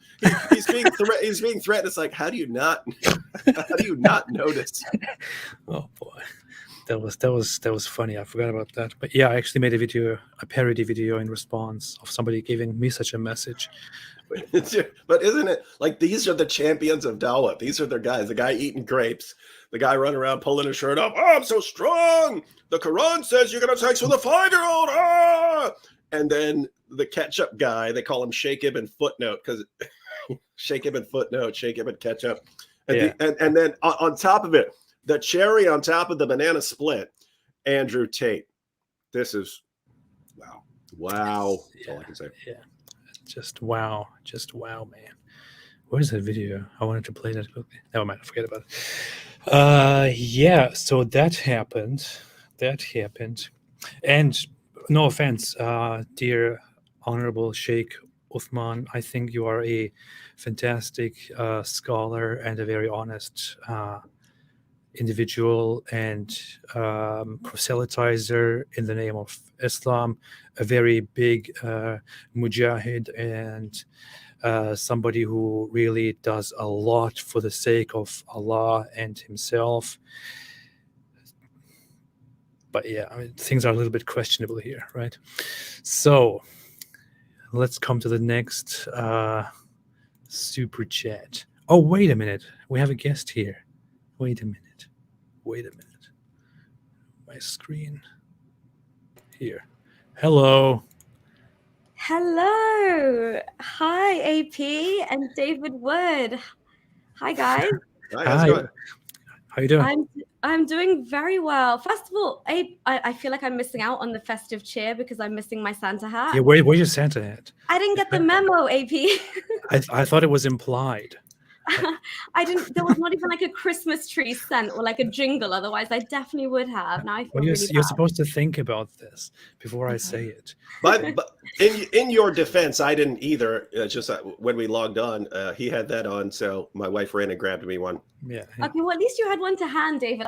I'm embarrassed to say I don't have one yet, and I also don't have an advent calendar, which is a big thing here in the UK. So I'm very ashamed. But I have to say, terrible. This is a little AP. I'm so grateful you invited me to this because David Wood, I'm just a little bit of a fangirl moment. There was a point in time when I realized Islam was absolutely untrue and not the word of God. After kind of Googling is Islam the truth, and then stumbling across, I think it was the Masked Arab and Sharif Gabber. And when I convinced myself by like going back to the Quran myself, reading it, going into the Hadith, sunnah.com was a goldmine. But then a year and a half, I shit you not, I think I hibernated. I would eat, sleep, and repeat, wake up to yours and AP's videos nonstop for about a good year and a half. And I would just be like, wow, this is so much darker than I thought. And David, your video about Ali and how mistaken he was literally prompted my very first YouTube video. So my metaphorical... Which one was that? You know, when you talked about Ali and how he actually was named after... Muhammad Ali. A slave. Yeah, Muhammad Ali. Oh, yeah, I thought you were talking about Ali Dawah, but yeah. Oh, yeah, no. I would not watch any of that nonsense. That's probably my favorite video I ever made because it was just it started off, I was just watching a clip of Muhammad Ali because I mean I like Muhammad Ali, definitely one of the greatest boxers of all time, best heavyweight of all time. But I was watching a clip by him, and he was just saying he didn't like the name Cassius Clay because it's it's a slave name, and therefore I'm changing my name to Muhammad Ali. And I was like, that's so stupid, right? And so I was just going to make the entire point of the video is going to be like Muhammad and Ali both bought, owned, sold, and traded black African slaves. So how is that the name you choose instead of finding some other name or something like that? And then it was like, and then I was just, where did his name come from? Because Cassius is a Roman name. There's not a lot of Cassius. And then I saw, so anyway, so I was looking it up. I looked up Cassius Clay, and then it turns out that, wait, you were named after a Kentucky abolitionist. Muhammad Ali was from Kentucky. It's like your grandfather named your dad after a Kentucky abolitionist to honor him for just being a ruthless critic of slavery, who was violently attacked numerous times throughout his life. But then it was like, how have I never heard that before? I mean, this is the guy who convinced Abraham Lincoln to issue the Emancipation Proclamation. I've never heard of him. No one's ever heard of him. And it's like, that's why I liked it. And I was like, I'm finding out something new. It's just shocking that like some guy who should be in every history book is not, to the point where even a guy who's named after him has no clue who he is. So exactly, David, that's why I think this was probably one of the first, because I mean, look, I grew up like fangirling Muhammad Ali anyway, because my dad was such a fan and he really got us into, you know, his boxing from an early age. So we had watched kind of the movies and stuff, but I had never on YouTube come across something like that, which harked back to his roots. But then the meaning of, as you said, Cassius Clay, we barely see him in history books, but then the knock-on effect that had, because obviously Muhammad Ali was part of the Nation of Islam and all of that jazz. And for them to try and go back to what was the real Islam mixed with, you know, the social movement at the time for civil rights, but for him to actually take on the name of the very people that enslaved his ancestors. Yeah, I mean, it's wild to me that people don't understand that. Whenever I converse with Black Muslims, I really try and push and see if they have any understanding of even what was the Arab slave trade, which preceded the transatlantic slave trade, right? Because it's like, even as Bob Marley says, if a lot of them knew their history, you know, they'd know where they come from. And it wasn't necessarily that you were first enslaved through the transatlantic slave trade. So yeah, that video for me was extremely poignant. And I think it's one of a kind on YouTube. So again, my metaphorical Santa hat off to you. And by the way, I mean, that's one I wanted to remake, because I didn't actually include how brutal that dude was. I mean, I didn't include all the details. Like I pointed out in the video that you know, all these people were threatening to come, because he had a newspaper called True American, an abolitionist newspaper, and they were threatening him. And I pointed out how he bought 2 cannons and pointed them at the door, and for all the people who said they were going to come in there and kill these guys and slaughter everyone, he pointed cannons at the door and was just going to blow everyone away as soon as they did that. But I didn't point out, he actually he loaded the entire building under the floorboards with gunpowder and had a charge at the desk. And he told everyone in there, if they get past the cannons, blow us all up, make sure you take them with you. So it's like, this guy's like, keep in mind, it wasn't that would have been self-defense, because they're coming at you and they're getting past your cannons. But the idea is like, how has no one ever heard of this guy? I mean, no one. It's wild stuff. Wild, yeah. Interesting stuff. But I mean, that's what's cool, because there's so much of this stuff out there, and it's anyway, it's cool to be able. It's cool that we have the opportunity to share stuff like that now. Because as you were just pointing out, back when this was spreading, talking in the 60s and stuff, no one had access to any of this. No one had Sahih al-Bukhari or Sahih Muslim or any of this. You had a couple bad translations of the Quran, but you didn't have all this stuff. And so that allowed Muslim preachers to come in there, say anything they wanted to anyone, to any group, convert any group to Islam. And it was all lies. And it's just, we're the cool generation that gets to expose all those lies that were used to prop it up for so long. Yeah, 100%. And I know AP would probably want to move on, but just on that point, you're so right. Because even for me, for example, like a lot of my upbringing, the Quran was like this mystical book at the highest shelf of the bookshelf, right? Like wrapped in all its might and cloth and everything. And you kind of, again, you can't go near it when you're menstruating and all that stuff. It's like a whole ritual to go near it. Like, why am I going to bother? Then it's in a language I don't understand. But now, like, coming back and being like, wait, what does the Quran say? Like, type it in Google and I get any translation that I could have. I mean, there's no way, I was going to say no way in hell, for lack of a better word, there's no way in hell that I could have become an ex-Muslim if it was not for the internet. No way. That's fantastic. Cool times. Cool times. Well, no, fantastic. Great. Thank you for joining, Nuriyah. It's good that you could make it. I specifically wanted to get you in here because the last thing that I did before I kind of took an unplanned break was to have a debate on Modern Day Debate where Nuriyah Khan and I went against Perfect Dawah and some other Muslim guy who, as it turns out, later didn't want to be associated with Perfect Dawah's kind of Islam anymore because it turned out he really didn't like that whole reformist idea. Anyway, that debate was very good on Nuriyah's part. She actually had she totally killed it. I told her that. Everybody told her that. It was. Hold on, that's impossible. That's impossible because of the deficiency of a woman's mind. That's true. It is true. It is true. But she did some extra work. For a woman, she did very well. That's what maybe I would say from a Muslim like you, AP. No, just kidding. She did very well. It was very, very hard hitting, and they were kind of, I don't know.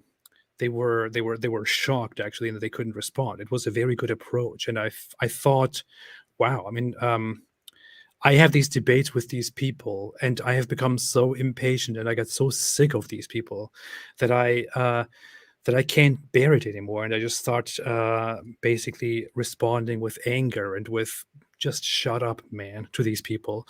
But it was very good to see that you came out in your first debate and had a very strong argument and a very strong approach against those people.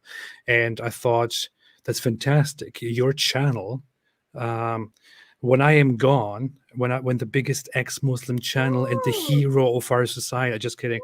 So when don't say that. No, when I'm more inactive, like your channel would have great resources for that. So tell people where they can find you and what your channel name is, where they can follow you.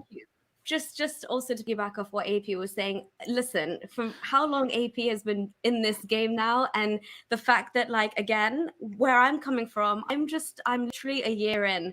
I stand on the shoulder of these two giants, if you can see them on my green screen, these two giants, like these kind of YouTube channels. So it is only natural, like in a debate, like I would have lost my cool if I was AP. Anyone would, okay? You push my buttons enough, it's gonna happen. And Perfect, I had come across him before. So AP, no loss in any of that. Like there was, any human being would have been riled up. But yeah, I try, and actually I was, again, listening to you two in my period of hibernation and really understanding Islam for what it was. I tried to take on the approach that, but none of you are insanely like confrontational or throwing ad hominems out there. AP, that's definitely not your style. Like I've known you for way longer than that. So coming at it from a very like intellectual, just a position of this is what I have to say and make of it what you will, but I'm presenting you with evidence. So that's kind of, I guess, where I've just tried to get the foundations of my channel going. So you can find me on Holy Feminist on YouTube and at Nuriyah Khan on Twitter. And as AP was saying, like I do try and make videos. Mine is obviously because Islam is like the cancer that is plaguing the planet, but especially what it does to women, like the way that it treats women as second-class citizens, the way it tries to erase women from society, the way that women and children are the first to be affected. And that's what we see with Islam. So my mission is obviously for every ex-Muslim out there, the better, but any woman that leaves Islam, because truly believe, like, I'm sure you all know, like without lies, Islam dies, but also without women, being captive or, you know, having Stockholm syndrome and thinking that Islam is beautiful and protective to them. As soon as women leave this religion, it will fall flat because it relies on women. It relies on women to produce for its ummah. It relies on women to allow men to enjoy polygamy and enjoy whatever the hell it wants. It allows women to be called deficient in religion and intellect and all these kind of things, which goes against everything we stand for today. So my target focus on the channel is for women empowerment and making them understand that concepts like the hijab and verses like 434 in the Quran are not precious and protective. They are disgusting, and we need to understand them for what they are. So if you're into that stuff, yeah, you can find me there. Thank you, AP. Absolutely. Very, very well said. Very well put. We need that voice. We need your voice. We also have I had an idea that I still want to go through with, but that I kind of have been stalling for a while with like most of my projects. But there is still a project that Nuriyah and I want to make together, which will probably be in the form of a second channel that I'm creating and currently planning, where she will, more than me, present a message, but we will basically do that together. But will be the brainchild. Yeah. I'll be the voice. But yeah, we are planning that. So definitely, I will announce that when it's when it's there. But until then, definitely go and subscribe to her channel, Holy Humanist. Great work, wonderful stuff, and yeah. But by the way, AP, because you were asking what you've missed, but we didn't really talk about the revolution in Iran, which is to me it's interesting because one, you've got a revolution that's led and inspired by women, but I think a lot of people are missing the point that like the rest of the Muslim world is watching that, right? Like women in Afghanistan are watching this going, can you actually pull this off here? And yeah, like could you actually topple a government like that? Because I have been following that whole thing a little bit loosely, what's going on in Iran. My part was just to look at stuff that people tweet, look at the news, and just help spread it on a minor level. But I kind of lost touch with everything, including that, which is a little bit of a shame. I kind of stepped back at a very wrong time, I feel like.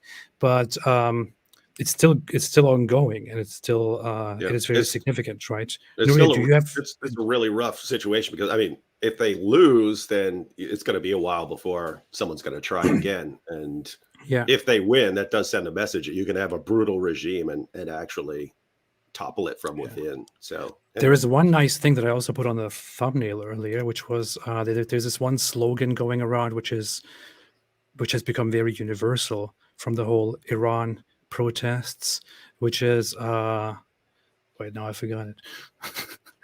Life, woman, freedom. Woman, life, freedom. Yeah, Jinjian Azadi. Yeah, I'm familiar with that slogan from Kurdish protesters and fighters from other places. But now, I guess since that whole thing started in Iran, that slogan became a slogan of the rebellion, of the revolution, and started spreading across the world.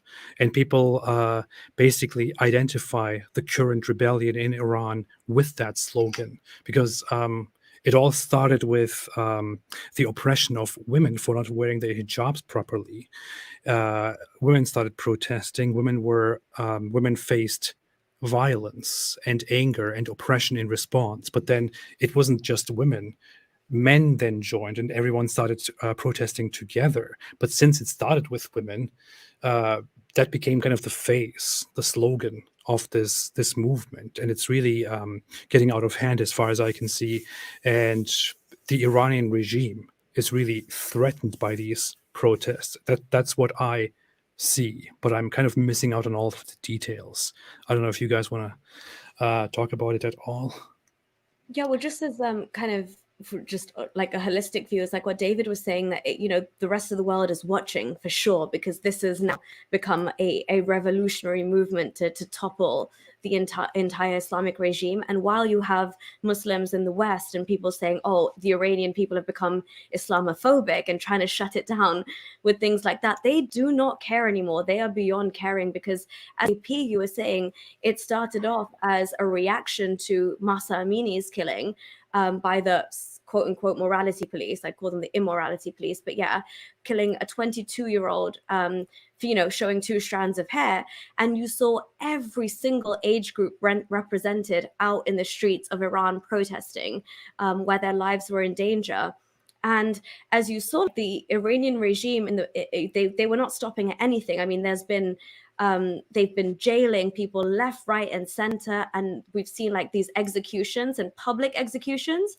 But again, in the day and age of social media now, my camera is my weapon. This is kind of what was going on in Iran for a while now, with the White Wednesday protests, which were already women trying to challenge the morality police, where they would kind of tell them to put their hijab on properly, and they would all kind of take their hijab off, swing it in public, and it was usually a white cloth used to represent that protest. But this, after Mahsa Amini's killing, it kind of took on a whole new wave, and young boys, old men, old ladies, middle-aged, every single type of person was out there on the street saying enough is enough. And especially because this is a twofold situation, Mahsa Amini was Kurdish, and she had just come to Tehran for tourism. So the Woman Life Freedom slogan that you talk about actually originated in Kurdistan and was part of their movement anyway for independence. So now it's kind of escalated. And as David was saying, in Afghanistan now, what's trending a lot on Twitter these days as well is the slogan, bread women freedom. Because in a country that's like de facto controlled by the Taliban, they do not even let women out of their houses now unless they're covered properly. And they're so strict about their rulings for that women are scared to leave their houses, and they disincentivize them for even going to the market. So these families are, going hungry at home, can't even venture out because of fear of the Taliban. And so instead of woman life freedom, it's literally women have to be replaced with bread, essentially, to survive. So wherever you see these Islamic regimes in power, these two, well, especially Iran is saying enough is enough. And they are a proud people and a proud nation. Like pre-Islam, they had so much going for them, and they really, really are sick of what's happened. And I think, previously the revolution was kind of stopped in its tracks and this theocracy had taken over, but this is really the time. And I don't know if you guys have been seeing, but on social media, like people that they have subjected to the death penalty and things like that have, because of social media, their last videos, they have outrightly said, do not read the Quran at my funeral, do not pray. In fact, I want you to sing and dance and rejoice, because I do not want these Islamic mullahs and the Islamic regime to have the last word. And I think that's very powerful. That is extremely significant. It's very, very significant. One side note that it's relevant going back multiple years is that I've been reading some of the things that the protesters are charged with, and something that keeps coming up over and over again is they're charged with spreading corruption in the land or waging war against Allah. And the reason that's so interesting to me is for years, I don't see it brought up very much anymore, but for years, so you're talking 2005 to 2015, every time there was a terrorist attack, there'd be some politician and a bunch of journalists, CNN, all saying, according to the Quran, if anyone kills a man, it's as if he's killed all mankind. And even in that verse, which says it was for the Jews, there's a qualification, unless you're spreading corruption in the land. But then the very next verse, 533, says that the penalty for waging war against Allah and spreading corruption in the land is death, dismemberment, crucifixion, or exile or imprisonment, depending on the translation. But it's just interesting that you've got this verse that in the United States and Europe is being used to show that terrorism and violence has nothing to do with Islam. In fact, if you commit any sort of violence against another person, you're going against the Quran, because the Quran says that if anyone kills a man, it's as if he's killed all mankind. And yet the very next verse, 533, which gives this sort of blanket charge you can apply to anyone. If anyone spreading corruption in the land, what's that? You could say anything. If you're taking your hijab off, you could say you're spreading corruption in the land. If you're protesting against the government, you can say you're spreading corruption in the land. And so I don't know. It's still amazing to me that you've got a verse that, because this is not new. This has been for centuries. This verse is used to justify killing all kinds of people. And we're so utterly clueless in the West that we'll go to the verse before it, which is talking about a revelation to the Jews. Chop that verse up so that to make it sound like it's saying anyone who kills has nothing to do with Islam. It's just man. Well, David, I mean, even Obama quoted that like in all its glory, and I was like, read the next verse, mate. Like, read the next verse. But also, yeah, as you're saying, like, spreading fitna, right? Fitna, whether it's corruption or mischief. It is so open-ended. How do you define mischief? Even if you go back to Islamic sources and you see their descriptions of what fitna and corruption and mischief is, it is so all-encompassing. It's like a catch-all. Anybody that's not doing and preaching the dawah of Islam, basically, or not engaging in the proclamation of Islam, even if that's deceptive. Ibn Kathir said it even includes just unbelief. There we go. Like, that's enough. That's enough. AP and I are screwed already. Yeah, you guys got multiple death sentences. We are dead. Multiple charges, AP. We are not. We shouldn't be alive technically. We really shouldn't. It's a miracle. Yeah. We are. Yeah. Is Andrew Tate spreading corruption in the land? Said Billy Mandalay. I would say so. Yeah. But I would definitely say so. Yeah. Wasn't he? Did you guys see that picture of him on his private jet or whatever, sipping Hennessy or some kind of Yeah, and it's like he's just taken a shahada like a couple of weeks ago, and now he's just sipping. I mean, that I also heard Muhammad Hijab is really furious at him lately. I'm not sure why. I haven't kept up. I don't know if you guys already discussed that, but yeah, he's maybe he's causing fitna to the actual ummah. I mean, it should be obvious that Andrew Tate had no real intention of becoming a proper Muslim or a practicing Muslim, that his whole conversion to Islam was just motivated by how Islam oppresses women and Islam is intolerant, and he loves that, and that's why he converts to Islam. So I don't even know what these idiots were expecting of him, but it's rough because at the same time.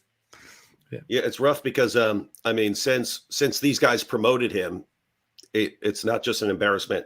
It's like an embarrassment on them, right? It's like if someone converts to a religion and turns out to be a really bad person, okay, that's on the person. But if you prop the person up and then promote him and so on, then you're the one who's embarrassed because you did that. And I don't understand that at all. If I was a Muslim and I was friends with these Dawah guys by some weird chance, and they said, hey guys, Andrew Tate just converted to Islam, he just became a Muslim, alhamdulillah, how about we contact him and we go on stage with him together and congratulate him and we initiate him and all of that, I would say don't be dumb, don't do it. Definitely don't do it. This will not be good for anybody.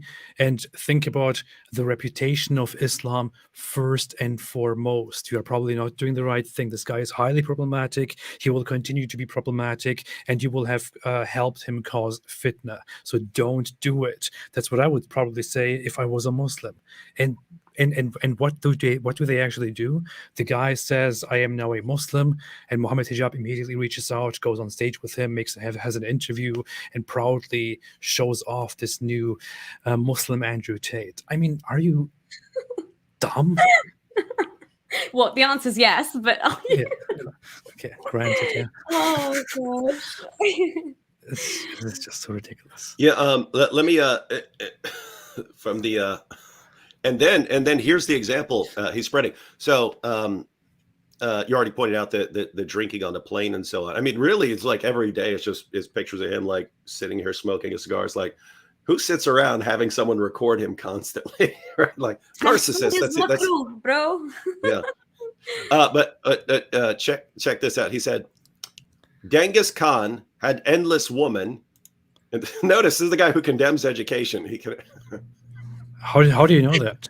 I thought books are bad. Yeah. Yeah, No, he books are said bad. reading, but yeah. Well, I thought books are for losers. How do you know this? and the fact that he seems to be barely literate. He says Genghis Khan had endless woman, not women, woman. And I thought that 200. was you, David. I was like, David. Wait, that's what Ali Dawah does all the time. Ali Dawah says woman always, woman when talking about. Yeah. So Genghis Khan had endless woman and 200 children as reward for conquest. I am the most searched man on the planet. I have conquered Earth. I am the highest status male on the planet. Females do not expect loyalty from me. They only expect that of lesser men. If you think your woman really loves you, let her catch you cheating and see if she stays. It's actually part of his view that a really good woman who really loves you will be fine with you cheating because she realizes that, you know, it's not your job to stay faithful.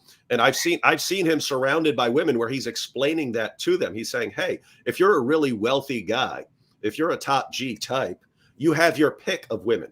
Which sort of woman do you think a guy is going to pick? One who's going to complain when he cheats, or one who's just going to say, nope, he can do what he wants. He says he's going to go with the guy. He's going to go with the girl who lets him do what he wants. And so he's actually educating women on that. But now he's educating Muslim women on how to be good women. If your guy cheats, let that slide. I just want to say one thing. Dear Muslim apologists, please continue promoting Andrew Tate. Continue promoting Andrew Tate in the name of Islam, and always make sure you connect him to Islam in public. Please continue doing this. Touche, yes, exactly. But also, David, AP, imagine, I was just thinking, you know, like, obviously he's always talking about high value men and high value women and this and that, and he thinks he's like extra high value. So cheating is like, you better expect this, babe, because like this is just how I be, you know, this is how I roll because I'm so high value or whatever. But he needs to be mindful. Remember, if we take the Shia version of Islam, even a wife of his like Aisha, they assume that even after his poisoning by the Jewish lady, Aisha might have even exacerbated that, you know, like she's seen a lot of his shenanigans go down. She said, I fear your Lord hastens to fulfill your desires. There's been skirmishes between the wives when Umar had to come and say, like, you know, his Lord could give him better wives. So if we take the Shia perspective, Andrew Tate, one of these days, one of these women is not going to sit back and watch you cheat because they're going to be like, enough is enough, you absolute scumbag. That's not how the world works. You know what? I have to say, under the traditionalist view within Islamic tradition, to my knowledge, this is the majority view, Andrew Tate has, through his actions, committed kufr, and so blasphemy, and actually left Islam, and can now be called a kafir or an apostate from Islam, because I'm looking through his Twitter page and I just saw this, what he retweeted this here, and apparently this is no exception to the rule here. Who is Andrew Tate? Who is Andrew Tate? In geography, my world. In reality, my life. In history, my king. This guy actually retweets this stuff from a fan. That's how narcissistic he is. In mathematics, my solution. In mythology, my God.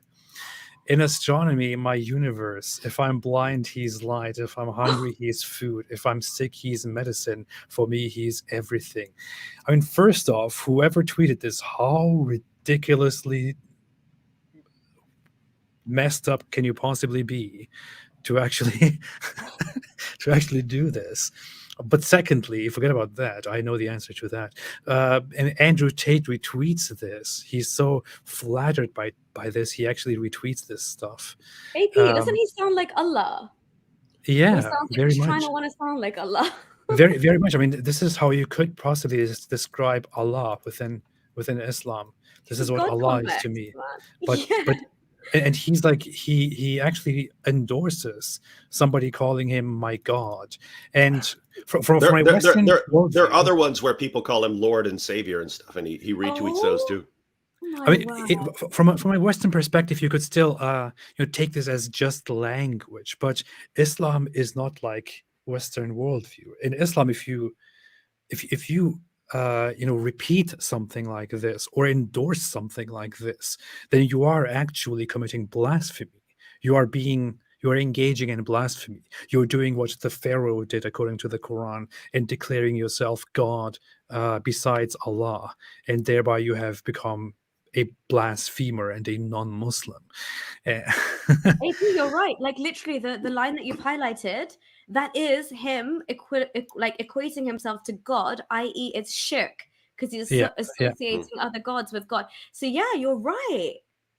This is literally kufr Shirk. by Islamic. Yeah, this is shirk. Yeah. Andrew Tate, you better watch out. Like me and AP have to watch out. This is very funny to me. It's it's extremely funny because he's done this multiple times, and you know what's going on behind the scenes, right? It's like every time he does this, he gets messages from, Muhammad Hijab. Come on, you're embarrassing us. But notice it, he has to deal with the same problem. The thing we've been pointing out for years now. When you have narcissists who are the main face of Islam, like Muhammad Hijab and Ali Dawah, and so, they don't do well with criticism, right? If anyone else in the Ummah says, "Hey, Muhammad Hijab or Ali Dawah, or Sheikh Uthman, you're doing it wrong. You should be doing this." You can't criticize them. If you do, you're just jealous, right? You're just jealous because of my influence and my powerful Dawah, right? Because that's not going to work.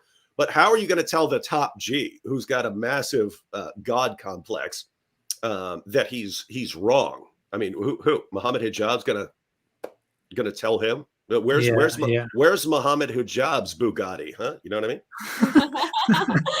Yeah, fair play. There are some comments pointing this out. Actually, saying you, as a Muslim, you cannot say this.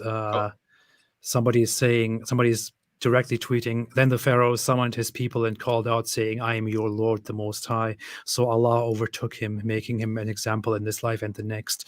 Endorsing this is a nullifier of your Islam. We invite you to consider. This is very nicely put. In an Islamic society, they wouldn't invite him to consider. They would give him a chance to repent, maybe under different circumstances. They might not even give him a chance. They would probably just kill him right away. But by the way, going back to what we mentioned earlier about his comments about women, that a woman really loves you. If a woman really loves you, she's gonna let you cheat and not have a problem with it. But notice, because he's talking to girls on how they can get wealthy men, and now he's telling women of the Ummah, you need to just look the other way when your guy's cheating on you. That's how you know you're a good, loving wife. But notice, the only people who would want to be with a man and they're going to let him cheat are people who just want the money, right? You just want the money and the car and the house, and you don't actually care about him. You are with him because you want the other stuff. And so if he cheats, I don't care. What do I care if he cheats? I've still got all the stuff. I'm the one who gets to live here. Notice he's saying, if a woman really loves you, she'll let you cheat. And no, it's if a woman really does not care about you and just loves your money and wealth, then she'll let you cheat. But it's just interesting that this guy's, it's horrifying that he's influencing a younger generation of, young men here. But it's the fact that he's foisting this upon the Ummah, where it will find a pretty comfortable home as soon as he didn't. And notice most of what he's saying they'd be fine with. He's just crossing lines of shirk and stuff like that. If he dialed it back even slightly, he's going to be like their greatest hero. Yeah, exactly. And he doesn't. I don't know why he's going along with the shirk thing and the drinking and stuff, because it's a slippery slope he's going down. Whereas before, the Muslim following for him was there were obviously like certain Muslim women I was very proud of. No, he's this is how he is. This is what he's done to women in the past. How can we accept him? But then it was overarchingly they accepted him. But like it's so sad, David, because exactly what you're saying about the whole cheating thing and not loving your partner is because I don't really like this guy, so let him do what he wants. But I'm secure and he's giving me a Lamborghini every once in a while, and he pays for my house and all of that, so I'm cushy. Why let him do? And I'll have boyfriends of my own. I'll live a double life. Who cares? This regressive kind of way of like living and having this whole setup. What he's like, I grew up in Saudi and the UAE, and this is actually what happens there, because they actively, a lot of them have 4 wives.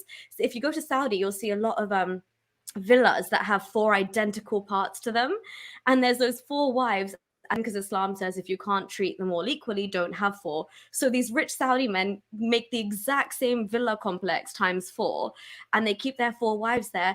But those wives don't really care. They're just getting their luxury cars, their drivers, their maids, everything sorted for them, and so they're fine. But all love is lost because it's just like, this is the guy who takes care of my life. We have no connection whatsoever. I go and do my own thing and he can do whatever he wants. We sit together once a week for dinner.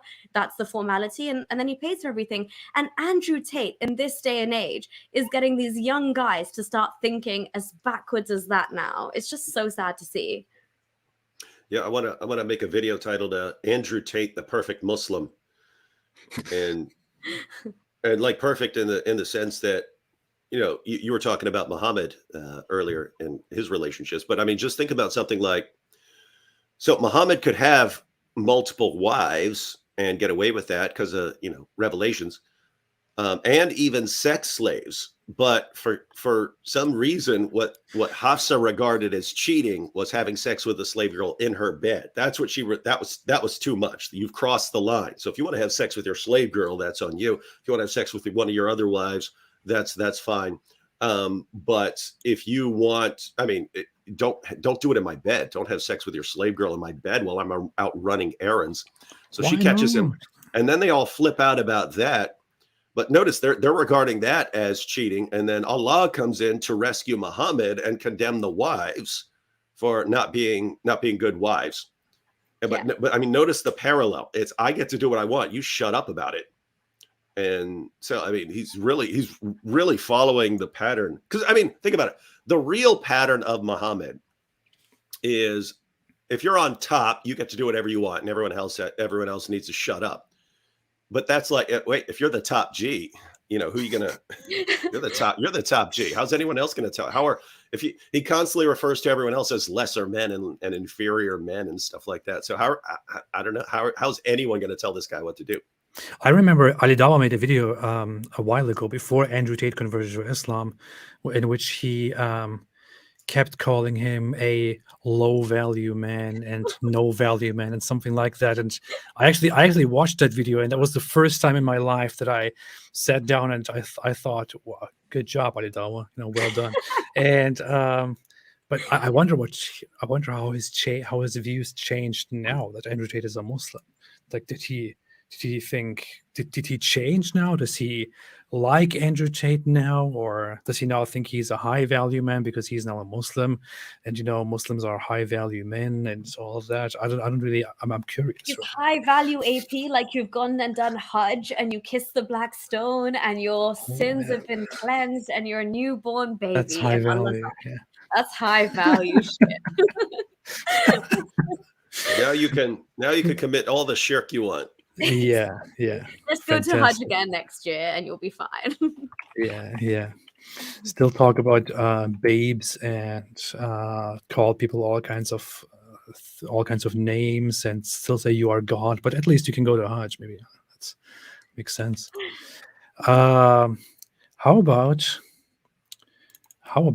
I never watched this video.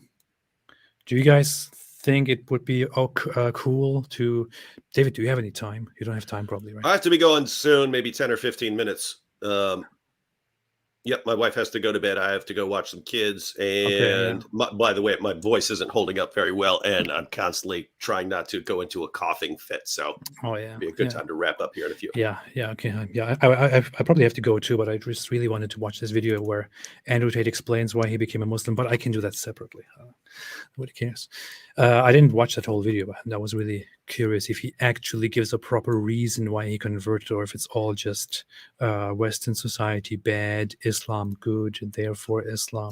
I guess that's basically what it is. AP, he also loves like how, like, I guess Christianity was too low value for him. It wasn't as strict and rigid as enough as Islam. He wants some God to crack the whip.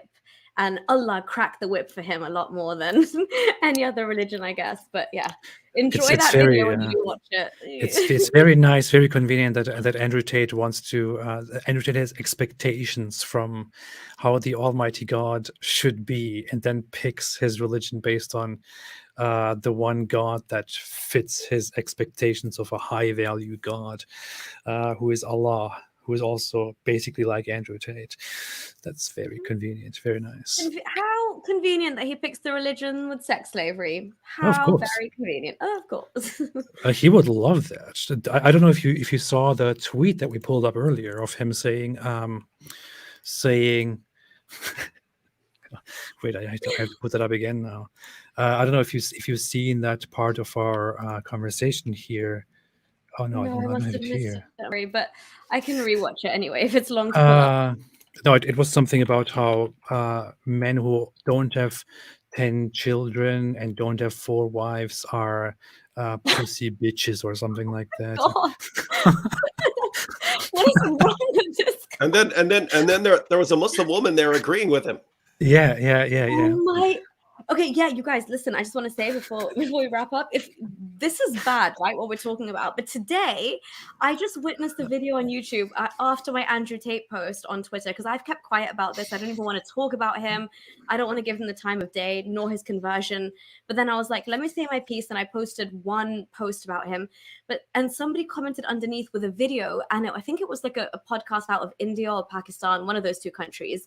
And a woman was saying that, so I've started socializing with high society now, and all of these women are trying to go by Islam, and so they're telling their husbands, don't have 4 wives, but just have mistresses and girlfriends, just don't marry them. But I say, no, you have no right to stop them marrying them. Islam allows them to have 4, so why are we not being good enough and allow? And I was like, what? My eyes were bleeding, my ears were bleeding. I was like, this is a notch below Andrew Tate. This is a woman saying this. She's like, how dare you want him to just have a girlfriend? Make sure you attend their nuptials and celebrate them.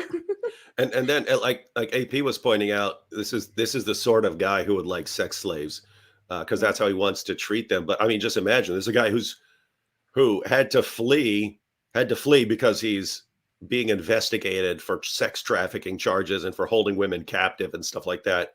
He flees to Romania. But I mean, imagine this guy in a Muslim country having some women captive or something like that. Like, no, he would. What are you gonna charge him with? Oh, here I got it. Wait, I just looked for it. Here it is. Andrew Tate said just recently, just a week ago, he said, imagine having less than 10 children because you're a pussy bitch who doesn't have 4 wives. Genetic failures. Oh my goodness. I still cannot figure this guy out, if this is just one massive troll or if he is just the absolute narcissist who really thinks like all of this. I'm with you, David. I'm torn between that. Like, and thirdly, does he really need help? It's one of the 3. Like, time will tell which one it is, but yeah. Well, one thing that is known is that narcissists, like I would say, I mean, if I was given this as an assignment in college, I would say, okay, this is definitely the example of a narcissist. And the problem with this kind of narcissist would be that if you tell him that there is something wrong with him, he will never accept that there is actually something wrong with him. If you make a diagnosis, if you make an analysis of him and say, look, this is why you are the way you are, he will not accept that. So you cannot possibly help this guy. You cannot treat this guy. This guy thinks he's God. I've seen him deny that he's a narcissist.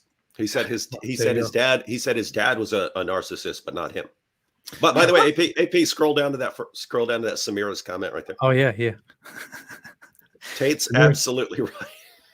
Oh my God, I have seen this, and her comments defending him is what propelled me to do my post on him, because I was like, not a woman defending him right now. No, this is the lowest. Oh gosh, I don't know, AP, how much Stockholm syndrome is there in you to be one of 4 wives and advocate that and love it and what does she want to do? Like, be there as a concubine, as a wife? What? Send your applications.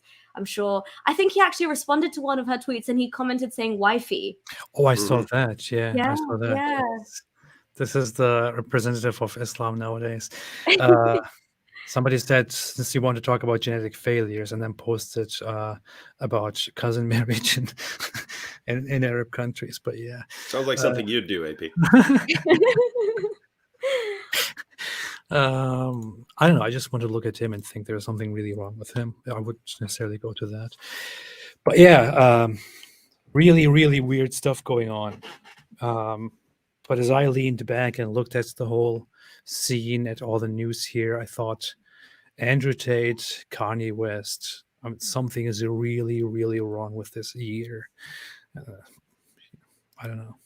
Yeah, it is. It is creepy how much of this stuff is popping up, and how people actually cling to some of these guys. Yeah, I mean, at least with Kanye, I mean, almost everyone said, "All right, this is nuts." But with Andrew Tate, I mean, there are of course Muslims who are clinging to him, but also young non-Muslims who think he's just so cool. Yeah.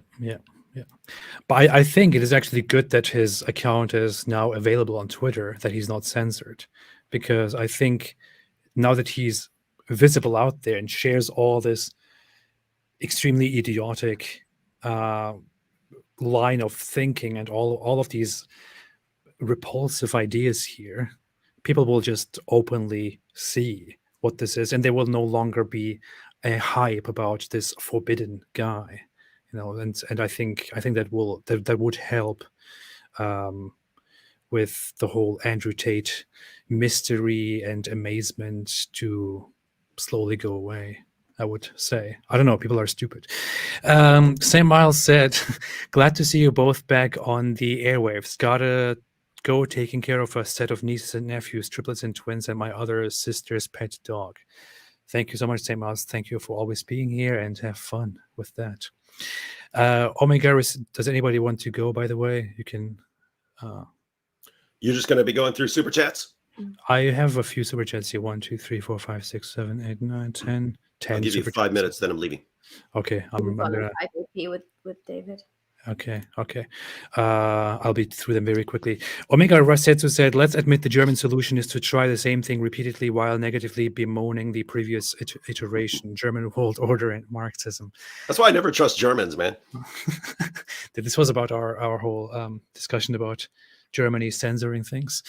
Kicker Torch said, David Wood, peace be upon him, and AP, peace be upon him. Good morning from Australia. I assume that is. Thank you, mate. Zagros Özkan said, basically, Nuriyah became a radical feminist. What? A radical feminist? That's why she doesn't like Andrew Tate. Yes, I don't like Andrew Tate. Yeah, everyone who doesn't like Andrew Tate is a radical feminist, basically. I don't know what this is about. Graze174 said, if each of you could pick a religion to be true, what would be your first and last choices? I think David would probably pick Islam. Oh, I don't know.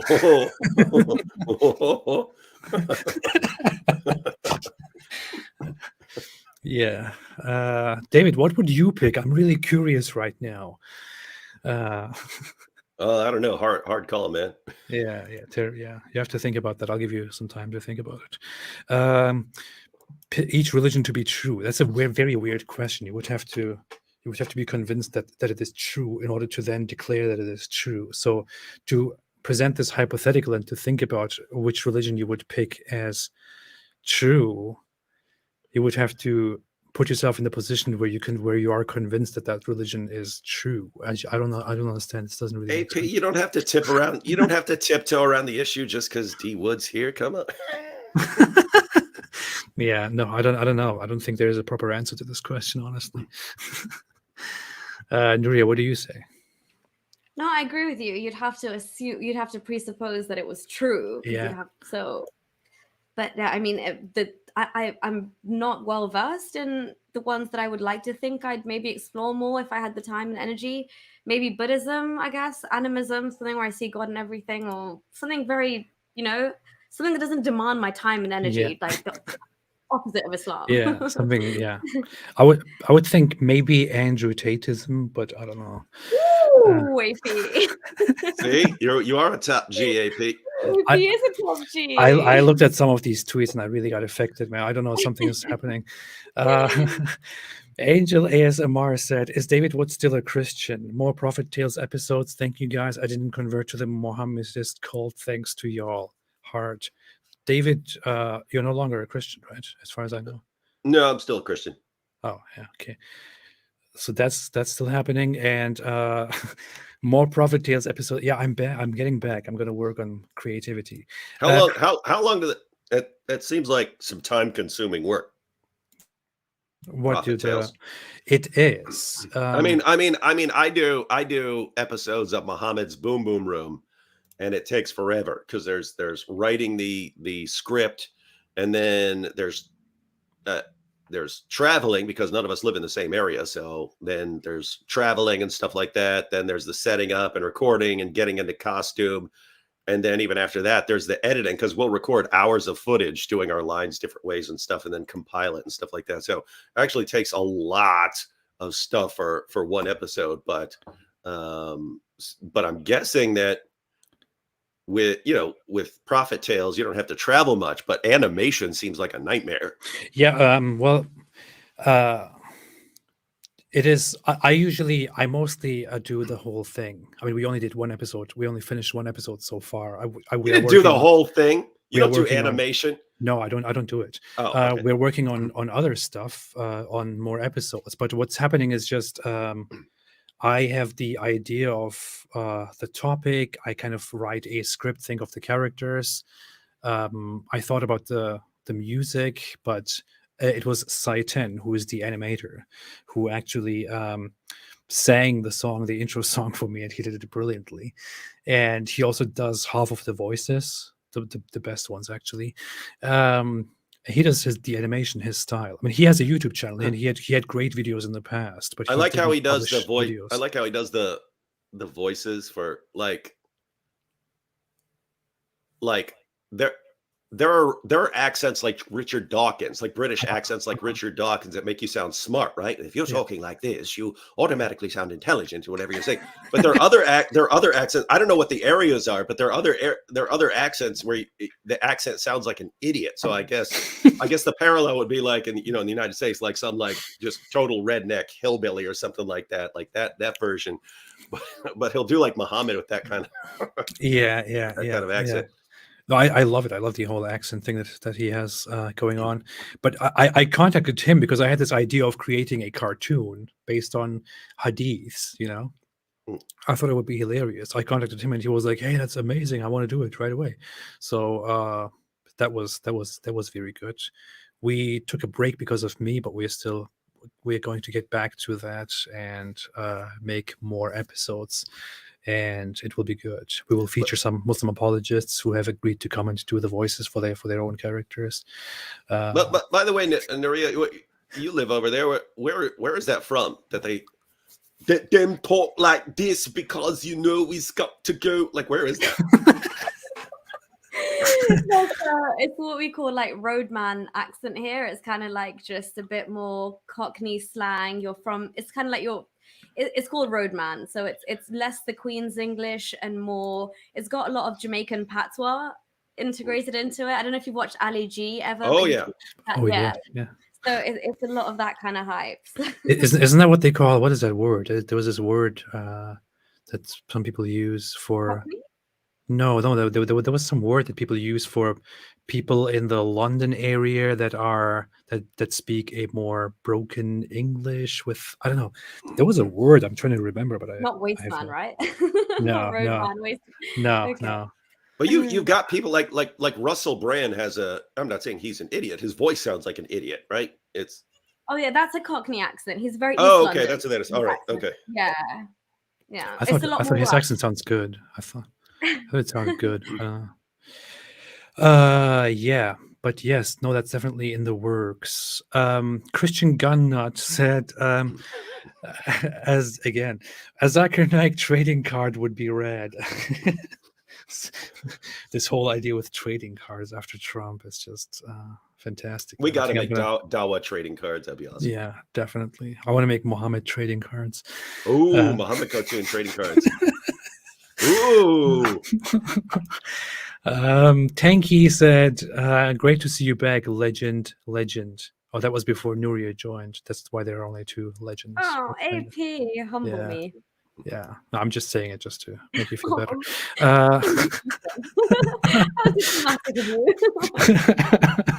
Dragon Balzi said Uthman went to 7-Eleven and spilled a cherry-flavored Slurpee on himself. Don't say that. You don't know. Maybe it was real. Secular Sakai made a super sticker, which I cannot see right now, but I bet it was a good one. Thank you so much. Dawn Singer said, AP, David, and Nuriyah, please make Harris Sultan and Robert Spencer friends.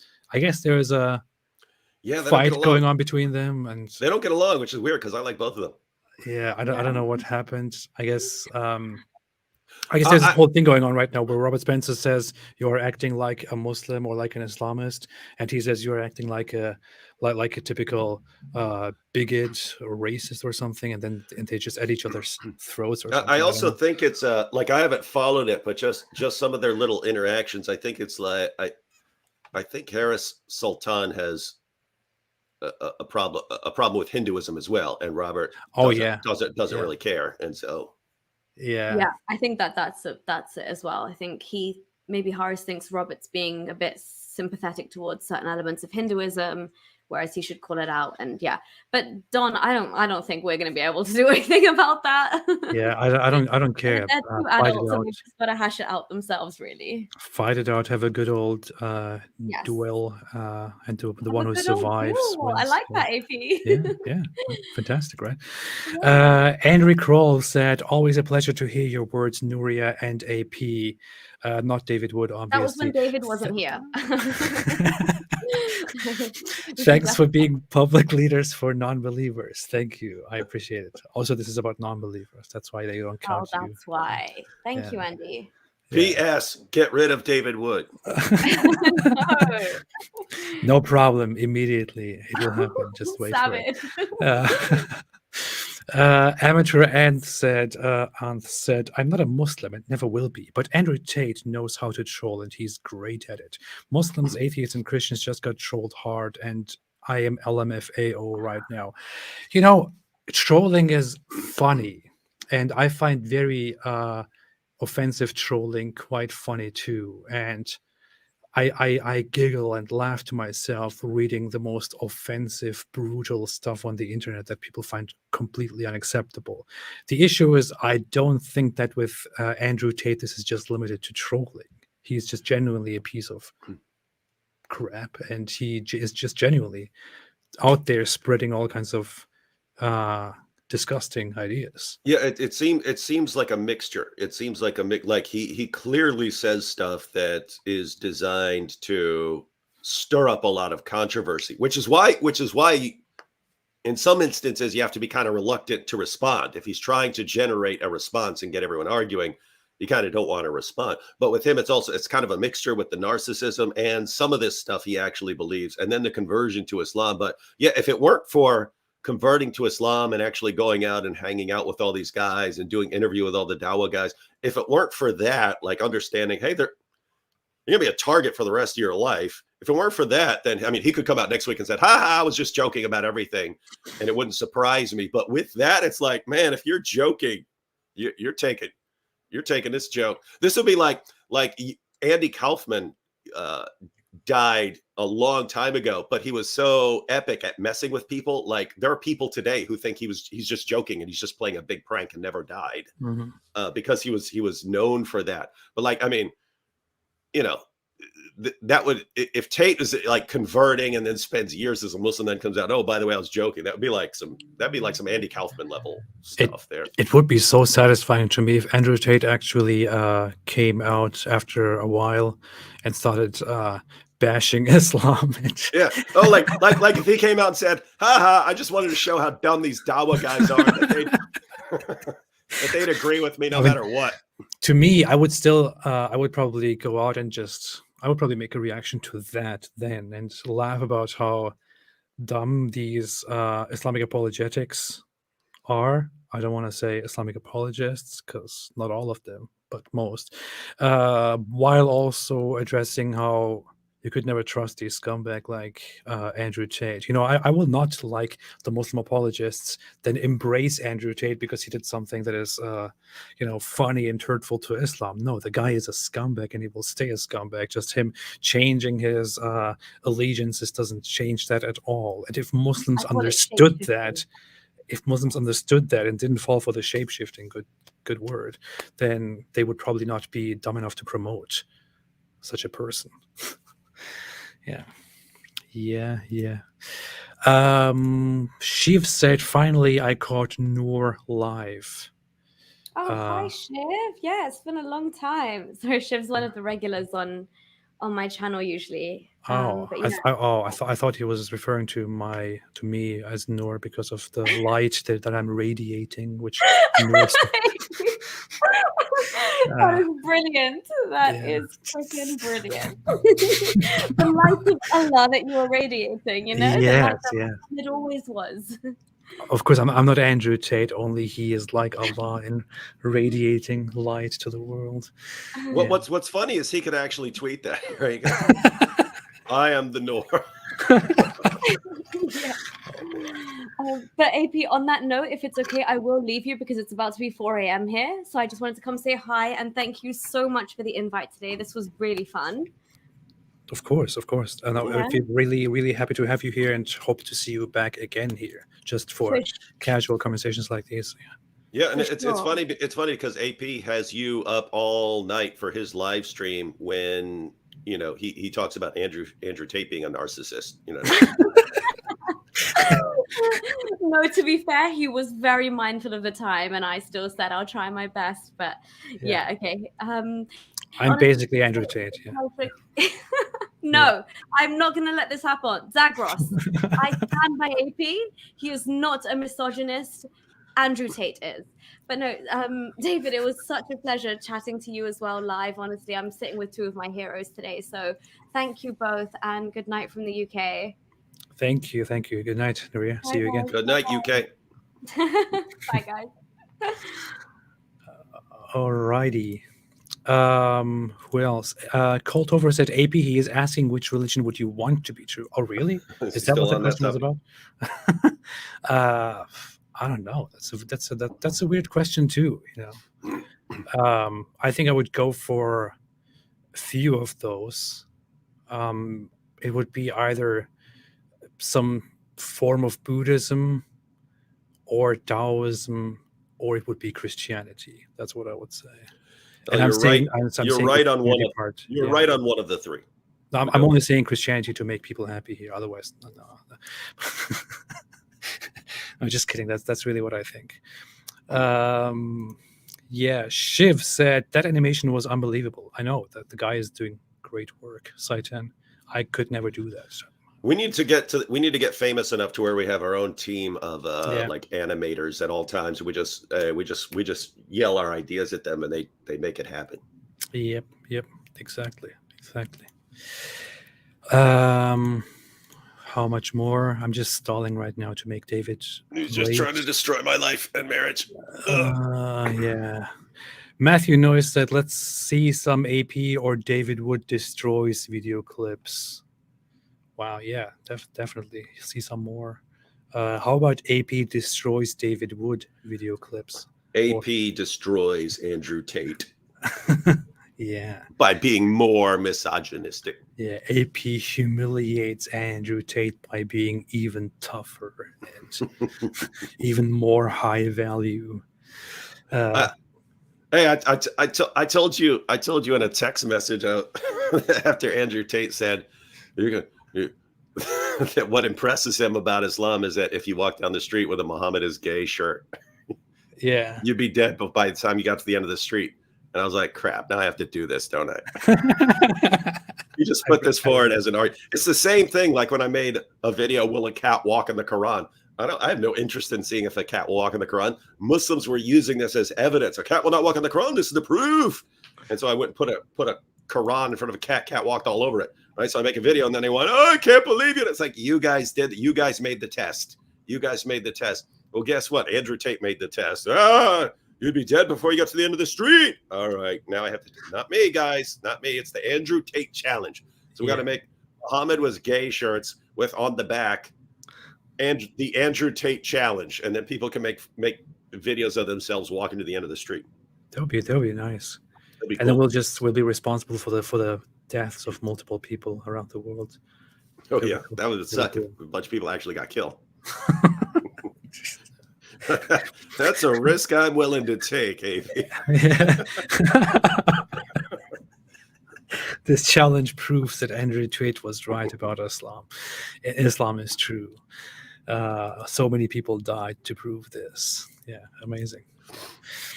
Yeah, okay, that's gonna be it, I guess. Thanks everybody for joining today. I will be back. We'll do some more stuff soon. And David, thank you also for fulfilling your obligations and joining this stream. Anything else that you want to add before we leave? Nope, just Top G. Everyone follow Top G. Top G, high value. Not the Top G for nothing. Yeah, and high value and stuff like that. High value. High value, Top G. And what color is your Bugatti? Yeah, that's also one of those. What color is your Bugatti? Yeah. And with that said, have a fantastic night, everybody, and stay away from Andrew Tate. Stay away from Islam.